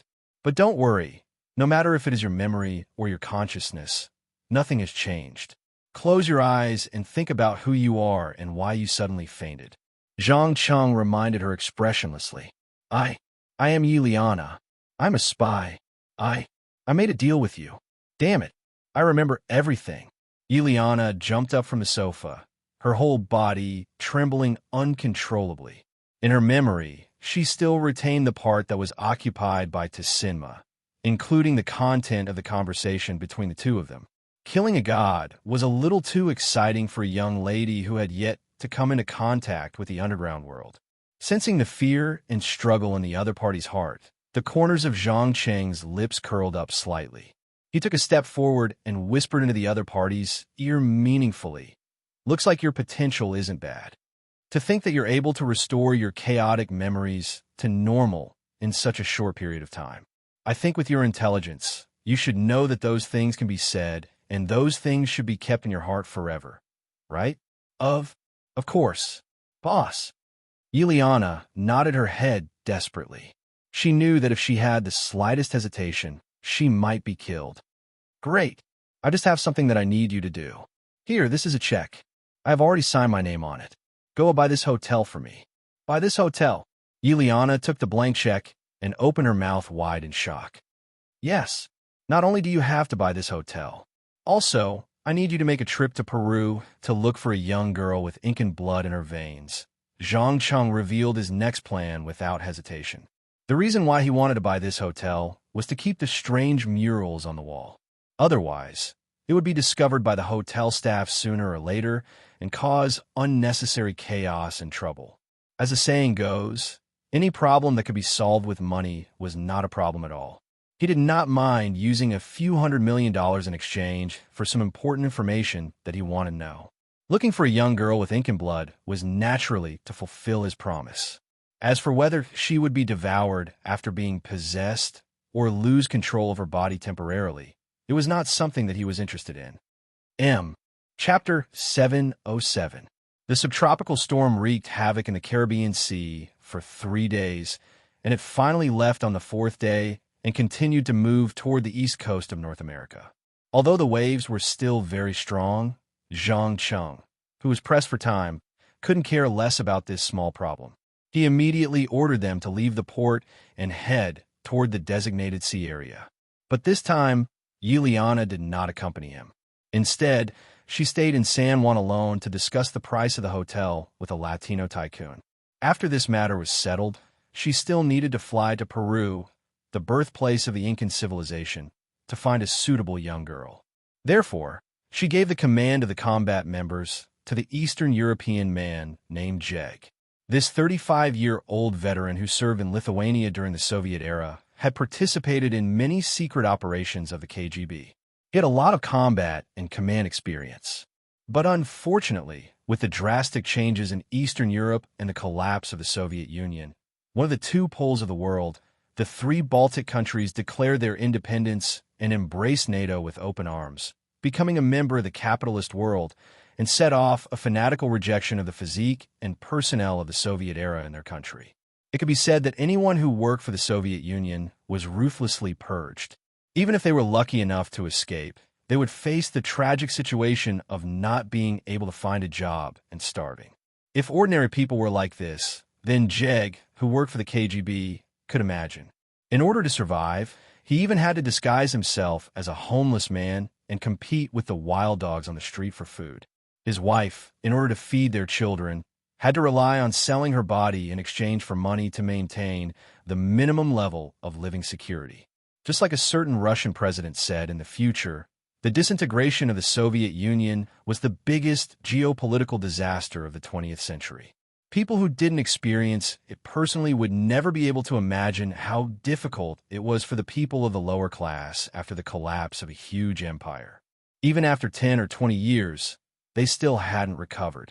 Because of this, Leonid was able to immediately recruit a large number of talents from the corps of the Soviet Union. Jeg looked at the small ship on the turbulent sea that was constantly approaching.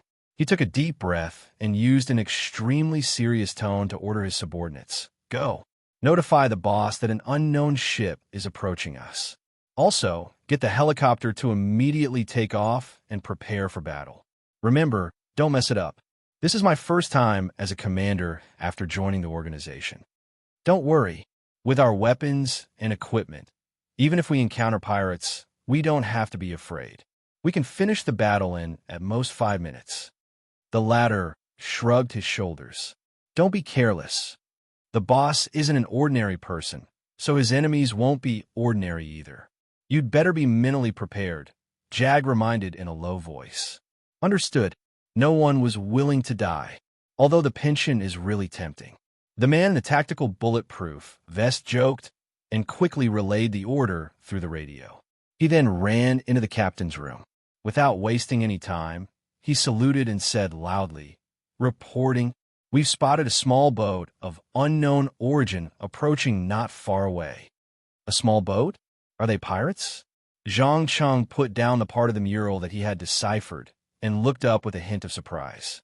Although 100 or 200 years ago, the Atlantic Ocean used to be the most rampant place for pirate activities. After the end of World War II, the United States officially established its position as the overlord of the sea, and the number of pirates in this area of the ocean decreased sharply. Nowadays, it was rare to hear of ships being attacked by pirates. I'm not sure, but from the looks of it, the other party's speed isn't fast, and it hasn't been reinforced. The possibility of it being a pirate is not high, and we also observed that the hull structure has some damage, as if it had experienced the ravages of the storm a few days ago. The man gave the answer in English. Hearing that the possibility of it being a pirate was not high, Zhang Cheng immediately lost most of his interest and continued to ask, did they communicate through the radio?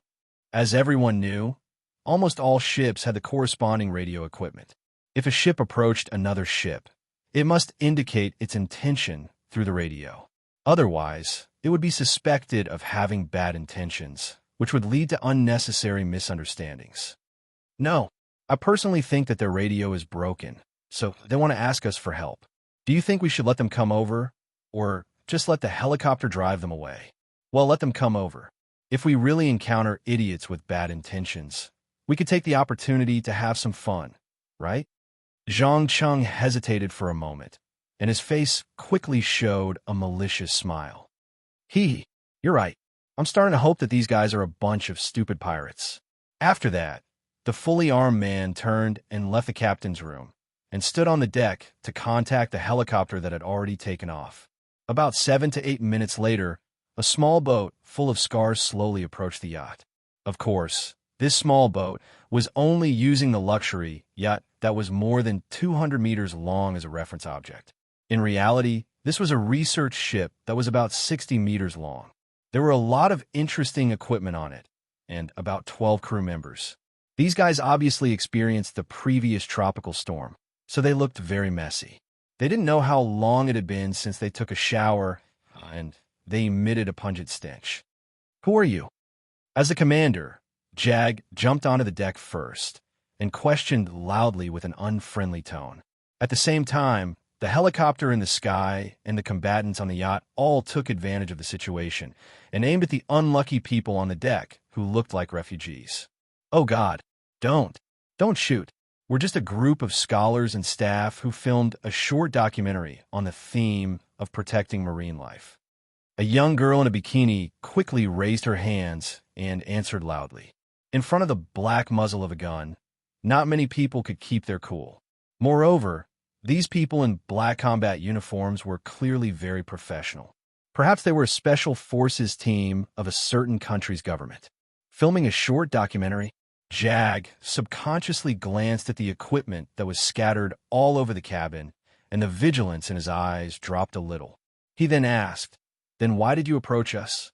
"Please, our ship's radio equipment had a problem, so we couldn't receive the storm warning.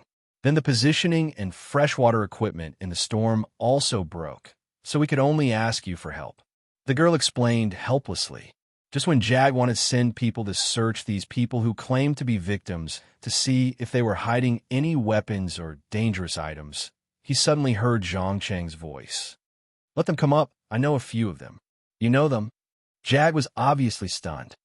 "Yes. Do you see that Asian man in his 50s? He's my father in name." Chapter 708. There is no doubt that for a group of victims who had just experienced a storm and whose freshwater treatment equipment was damaged, nothing was more important than taking a bath and eating a steaming meal. After all, modern ocean-going ships usually relied on the small desalination equipment on board to ensure the daily water supply. If this equipment was broken, then the result would be no water for everyone on board, and they wouldn't be able to cook their food properly, not to mention bathing. Fortunately, the storm had only passed for about 2 days, so the victims didn't show any signs of severe dehydration. Otherwise, people with weaker physiques would have become weak or directly fainted. The temperature in the middle of the Atlantic Ocean was around 32 to 34 degrees Celsius during the day and 25 to 27 degrees Celsius at night. In addition to the harsh sunlight near the equator, people would be roasted alive if they stayed there for a long time. Sitting in the luxurious dining room of the yacht, the 12 people who had just showered were wolfing down a sumptuous meal while looking around at the luxurious modern decor of the ship that was over 200 meters long. After about 6 to 7 minutes, the young girl in the bikini finally couldn't help but ask in a small voice, "Hey, who do you think those fully armed guys outside are?" "I'm not sure, but I know that this yacht must be expensive. It can't be built without a few hundred million USD. Also, did you notice the 2 helicopters on the tarmac outside? That's the S-92 military model.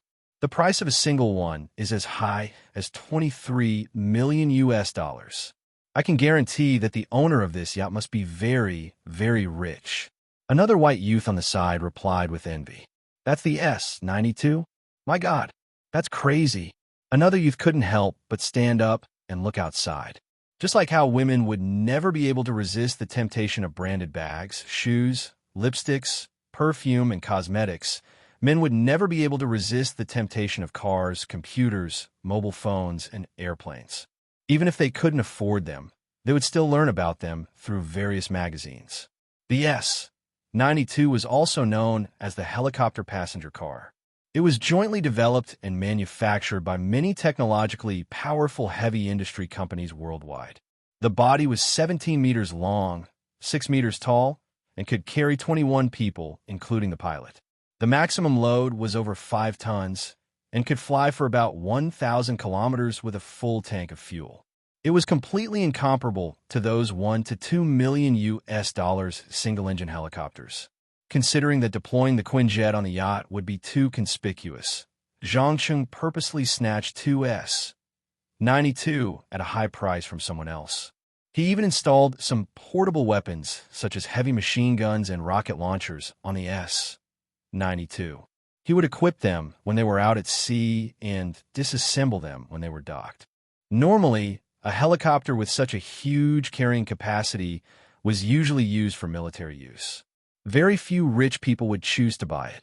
This was because the price of 2 S-92s was enough to buy a decent private jet. The former, in terms of speed, price, and comfort, was far from comparable. Just when the young man was extremely shocked by the luxurious facilities of the yacht, Jag suddenly pushed open the door and walked into the restaurant. He walked up to an Asian man in his 50s who seemed to have experienced the vicissitudes of life and said expressionlessly, "Mr. Chun Song, please come with me. The boss wants to talk to you alone." "Boss?" The Asian man called Mr. Chun Song frowned subconsciously. From his sharp facial features and streamlined body, it wasn't hard to tell that he must have been very handsome when he was young. He was the type that would attract bees and butterflies even if he stood still. "That's right. My boss name is Zhang Cheng. I'm sure you're familiar with this name." Jag directly solved the mystery. "What?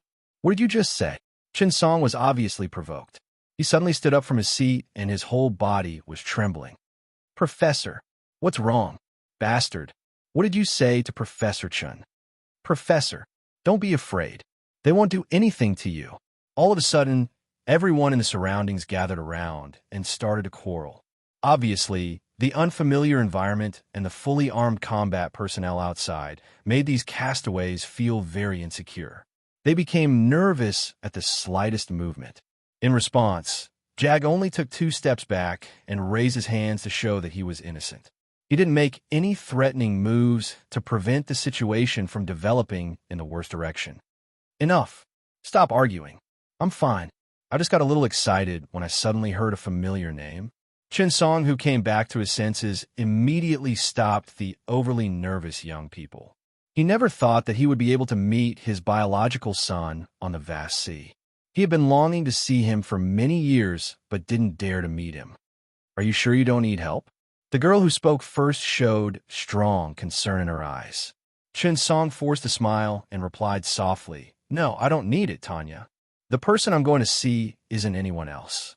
It's the son I should have met the moment I arrived in New York. Now that he has appeared in front of me, How can I continue to run away? Oh, sh*T. You mean the owner of this ship is actually your biological son, my brother who isn't related by blood? But according to your description, he doesn't seem to be that rich. The girl called Tanya opened her mouth wide in shock. Don't ask me. I don't know anything.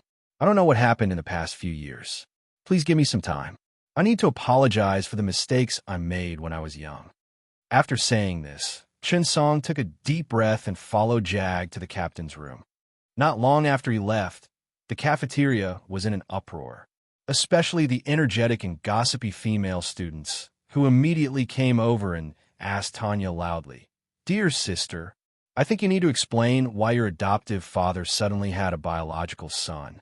Yes, yes, yes. Most importantly, is he as handsome as Professor Chen? My God, a handsome, rich, and young billionaire. I feel like my Mr. Right has arrived. Little bitch, don't be horny. With your body and looks, you definitely won't be able to get the attention of rich, handsome guys. Tanya rolled her eyes in annoyance. But after a moment of hesitation, she explained in a soft voice, "Before Chen married my mother, he actually had another marriage and gave birth to a boy. But according to his description, the boy's mother was a complete lunatic and control freak. That marriage was a complete disaster. In the end, he couldn't stand it anymore and chose to leave his young son alone. And this time, he left for more than 20 years. During this time, he never contacted his son in any way. Chen has always felt guilty about the son he abandoned, so he rarely mentions it in front of outsiders. He always feels that he should do something to make up for it." While Tanya was telling this gossip to her friend, Zhang Cheng finally met his nominal father. The two of them looked at each other without saying a word. After a full 5 minutes, he smiled and said, "I didn't think that we would meet for the first time under such coincidental circumstances. I'm sorry, M. Chapter 709. Why should I apologize?" Zhang Cheng poured a glass of amber whiskey and handed it to him. He had to admit that although this meeting was not part of his plan, he still showed great interest. The reason was simple. No matter how he looked at it, the family he was impersonating had an indescribable strangeness to it, and he could not help but make all kinds of connections, especially this highly educated and idealistic old man in front of her. How did he get together with such an ambitious and strong woman? Why did he choose to leave her in the end? The more he understood, the more Zhang Cheng felt that there must be a very interesting story behind it. Since he had been studying human behavior and psychology recently, he naturally would not let go of such a special case. Chen Song took the glass, raised his head, and took a big gulp, forcing himself to calm down. After a while, he smiled bitterly and replied, "Shouldn't I apologize? After all, it was my weakness and irresponsibility that caused you to lose half of your family since you were young. Maybe I don't owe your mother anything, and the reason why she remained single was entirely due to her personality flaw. But you are innocent, and I think I have to apologize in person." "Okay, I accept, although I don't think it's necessary." Zhang Cheng shrugged nonchalantly. Now, he finally understood why the other party kept sending him all kinds of small gifts but never paid him a visit. After all, guilt was a very special psychological activity. It would cause a person to have a series of complex emotional feedback, including anxiety, nervousness, anticipation, fear, and so on. The end result was that even though one wanted to see the other party very much, one did not dare to do so, for fear of accidentally creating an irreversible situation. "You don't seem to be agitated? You don't hate me?" Chen Song's eyes showed undisguised surprise. He originally thought that even if his ex-wife did not say too many bad things about him, at least she would not say anything good about him. The first time they met, they would most likely have a big fight, venting all the resentment of the past 10 or 20 years. But the reality was the exact opposite. There was no fierce argument, no angry yelling, and no emotional venting. There was only calmness and alienation, as if they were strangers. "Hey," Zhang Cheng smiled and shook his head. "No, you think too highly of yourself. To me, you're just a stranger who's related by blood. That's all. What I'm interested in is what happened between you and my mother. Why would someone like you marry such a domineering woman? Did your mother say anything to you? Chun Song subconsciously frowned, feeling that the situation was a little out of his expectations. She didn't say anything. That's why I'm so interested. You should know that there aren't many husbands in the world who allow their sons to take their mother's surname, and you happen to be one of them. After saying that, Zhang Cheng put down the bottle in his hand and looked straight into the other man's eyes. Are you mocking me? Chen Song obviously didn't want to talk about this topic. There was a faint anger in his tone. After noticing this, Zhang Cheng deliberately pretended to be casual and replied, "No, I'm not being sarcastic. I'm really interested.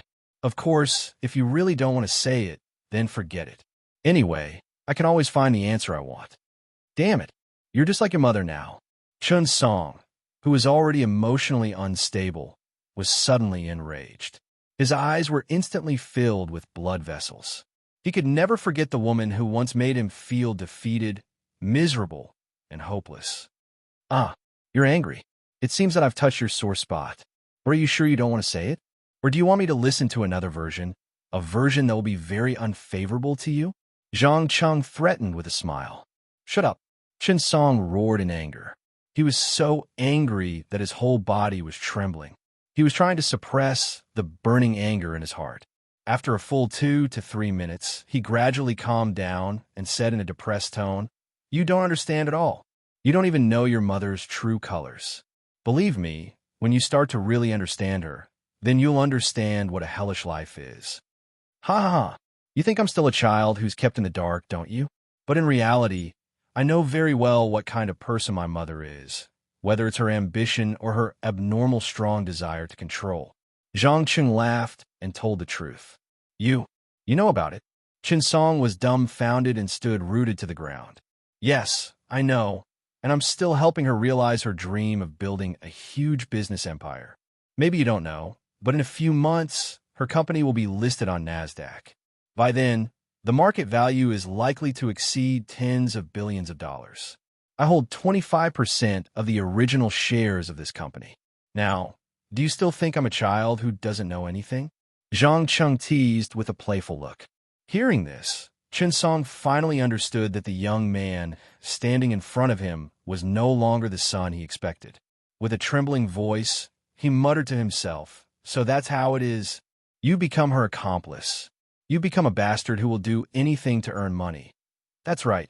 You're an idealist, an escapee who doesn't want to face the cruelest side of the world. Maybe you're a little bit of a clean freak in terms of mental and moral. Research and protect marine animals? What a ridiculous profession.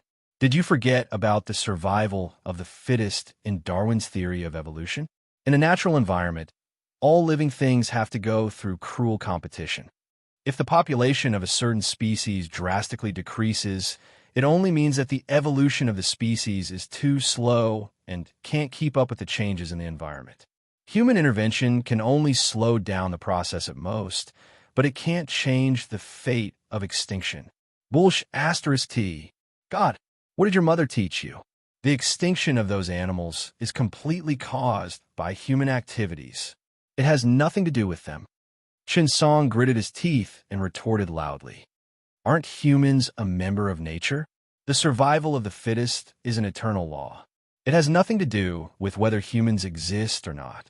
Since those creatures can't adapt to the new environment, then let them die. Just like the trilobites, dinosaurs, mammoths, saber-toothed tigers, and so on in ancient times. Isn't the reason why you're involved in marine animal protection to satisfy your own pitiful vanity and moral superiority, and keep hinting that you're a noble and great person who's free from vulgar interests? Don't be in a hurry to deny it. In fact, all the charitable activities in the world are basically based on 3 motives. The first is to establish a good personal and corporate image, to make people think that they're a good person or a responsible company, so as to achieve the goal of earning more money. The second is to satisfy your own vanity and sense of superiority, to enjoy the praise and flattery from ordinary people. As for the third, it's completely brain damaged. From the bottom of your heart, you feel that you're engaged in a great cause in order to save the world and mankind and gain satisfaction from self-recognition. Tell me, which one do you think you are? Chapter 710. There was no doubt that under Zhang Cheng's deliberate provocation, this conversation about the imposter father and son finally ended on a sour note. Chen Song came with expectations and hope, but he left with pain and despair. Because in his eyes, his son had become the same as his ex-wife. They were both evil people who would do anything to achieve their goals, not the person he had always imagined in his mind. Not long after the decadent old man left the captain's room, Munsa poked her head out from the next room with a laptop and asked curiously, "You guys finished talking?" "Of course. I've already gotten the information I wanted." Zhang Cheng pursed his lips, and his tone revealed an undisguised playfulness. Obviously, by constantly using words to stimulate the most sensitive nerves, he successfully read the interesting life experience from the other person's brain memory. It had to be said that this strange couple was completely like dry wood and a raging fire. They were firmly attracted by each other's unique temperament and ignored the huge difference in personality. As a result, when the passion began to fade, the conflict came as expected. After all, there was an irreconcilable contradiction between a man who advocated a free life and a woman who was ambitious and eager to realize her self-worth. But the really interesting thing was that they had not yet gone through the divorce procedures. "Hey, your smile seems a bit weird." Munsa had an indescribable strange feeling and shivered subconsciously. "Weird?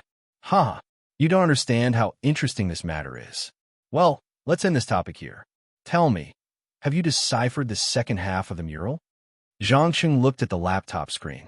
It was not an antique produced in 2004, but a miniature supercomputer developed by SHIELD specifically for field agents.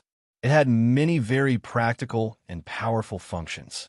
As long as there was a corresponding reference, it could quickly decipher completely unfamiliar words and pictures. "Yes, it's all done." Munsa quickly put the laptop on the table, pointed to the document on the screen, and explained, "Do you see these circular symbols that appear the most? It represents the sun god in Incan mythology, and the missing part below, it represents the emperor of the Incan Empire. According to them, the emperor is the direct descendant of the sun god, Inti. Therefore, after the death of the emperor, both his soul and body will return to the embrace of the sun." It sounds similar to Egyptian mythology, doesn't it? Zhang Cheng muttered to himself as he stroked his chin. The first half is somewhat similar, but the second half is different. The Egyptian pharaohs believed that their deaths were temporary and that they would be resurrected by the gods one day. Therefore, they built pyramids to protect their bodies. However, the Incan emperors did not come back to life. On the contrary, they would return to the embrace of God through a ritual. According to the legends, the City of Gold is the transit station that leads to the eternal kingdom of the sun god Indi. Every emperor's soul will live here until the appointed date. Munsa explained excitedly. After Zhang Cheng heard these interesting details, he immediately asked, "What do you mean by the agreed date? Who is the owner of the City of Gold?" The agreed date refers to the legend where the sun god promised to take away all his direct descendants to enjoy eternal life and glory in his kingdom. As for the owner of the City of Gold, the mural did not mention it. However, I think it should be the ancestral goddess Ba Chuai. Oh, right. I also found something interesting while I was deciphering it. I believe you'll be interested in it. As she spoke, Munsa quickly swiped to the bottom of the screen, and a row of pictures made up of more than 10 strange animal symbols appeared. "What is this?" Zhang Cheng's face revealed an expression of interest. Munsa smiled proudly as she replied, "I think it should be a spell. Did you notice these animal-like symbols? Try to imitate the sound of the corresponding animal, and you will soon feel an indescribable energy resonance. However, I am not an expert in this field. You are. Spell." Zhang Cheng raised his eyebrows in surprise. Without hesitation, he started to imitate the sound of the first intercontinental tiger while adjusting the pitch and volume. After a short while, he found a relatively stable balance. Then the second, the third, the fourth, when the last one was deciphered and the entire spell was chanted, a golden light suddenly shone through the window onto the wall of the captain's cabin, and 2 light spots appeared. One of them was the size of a fist, and the other was slightly smaller, only the size of a walnut. This is, Munsa shouted excitedly.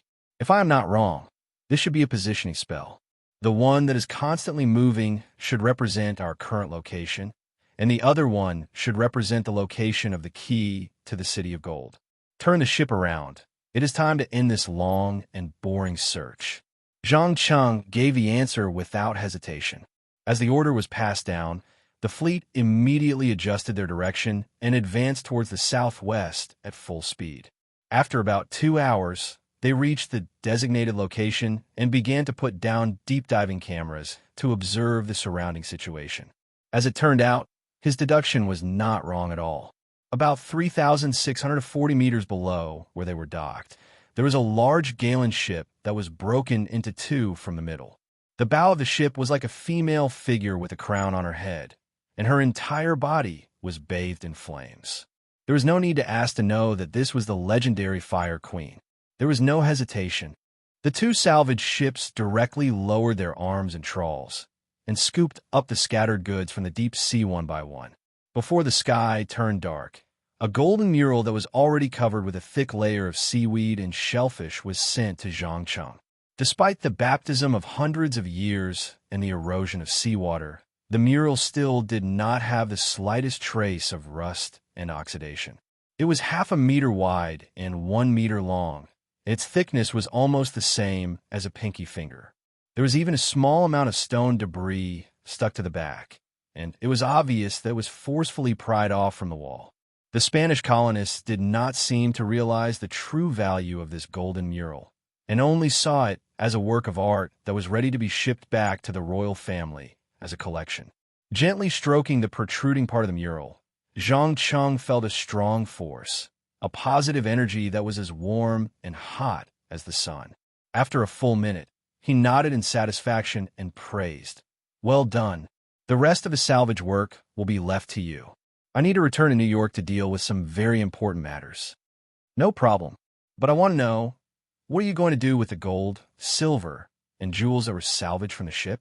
If they were to go through the legal process, it is very likely to lead to an international lawsuit, which is quite troublesome." Jag asked carefully. "Don't worry, just ship it back to New York. I am not so low as to let a second-rate European country take away what belongs to me." Chapter 711.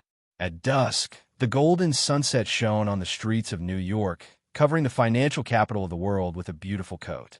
Lafren sat alone on a chair on the balcony of the hotel, drinking honey wine from Northern Europe while admiring the gorgeous sunset scene.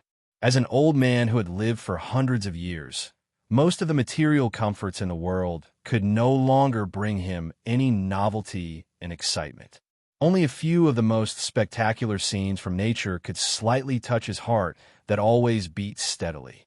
However, just as Lafren finished a bottle of honey wine and was about to summon his loyal servant, he suddenly felt a strong energy fluctuation in the room behind him. Before he could condense the first lightning to give the intruder a big surprise, Zhang Cheng passed through the portal, holding the mural made entirely of gold, and greeted with a smile. "Good evening. Look what I brought you. Key. You found the key to open the City of Gold." Lafren obviously noticed the abnormality of the golden mural, and his tone was full of surprise and joy. There was no way not to be surprised. In fact, as early as more than 60 years ago, when he first got the clues about the City of Gold, he had searched for this precious golden mural. But at that time, it happened to be around the Second World War, and technology was far less advanced than it was now, so in the end, nothing was found. "That's right. Do you know how much effort it took me to find it? That damned nautical diary wasn't of any use at all. In the end, I had to rely on the hydrological data collected by my subordinates to barely find some useful clues." Zhang Cheng deliberately pretended to be annoyed as he complained. "Ha ha! Sorry, we only know this much. Faust is very lazy. Except for hunting the forces of heaven and making powerful undead creatures, he basically doesn't move much." Lafren laughed as he took the mural and looked at it carefully. His eyes showed undisguised excitement, because he knew that with this thing, it meant that he had taken the first step on the road to becoming a god.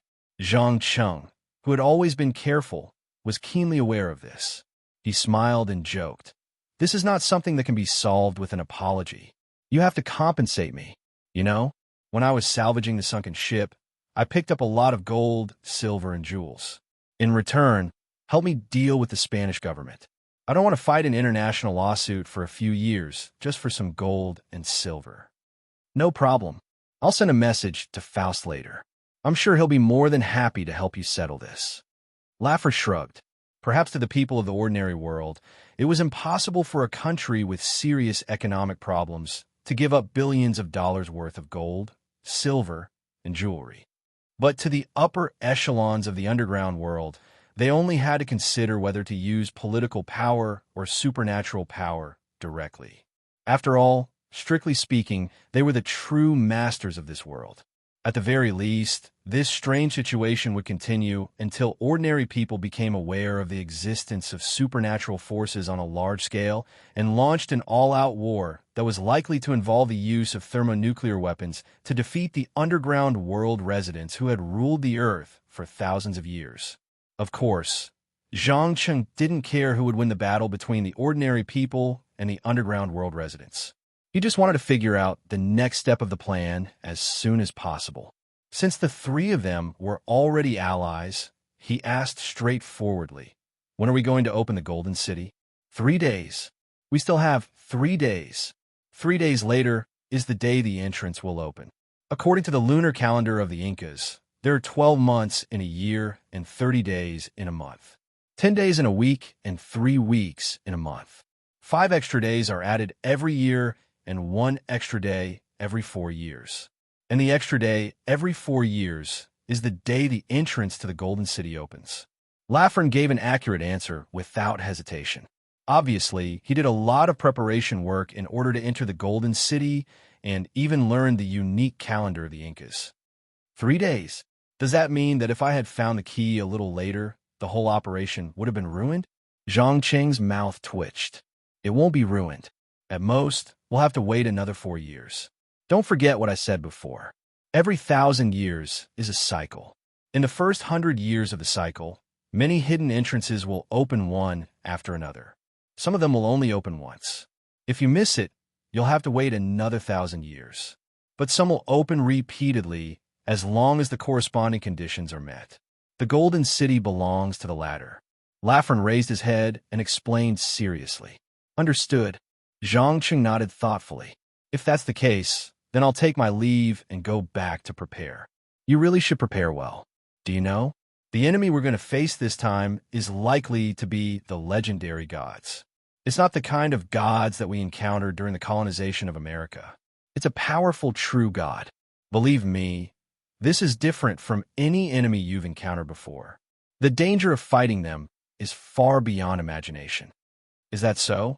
I'm looking forward to meeting these true gods and testing them out. After saying this meaningful sentence, Zhang Cheng raised his hand and snapped his fingers. He instantly disappeared. Looking at the place where he disappeared, Lafren couldn't help but smile and sigh. It's good to be young. You never know what fear is. I hope you can continue to maintain this mentality after exploring the Golden City.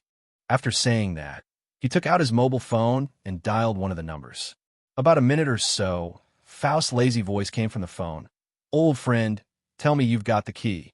Otherwise, I'll be angry." "Yes, our little ally just sent us the golden mural."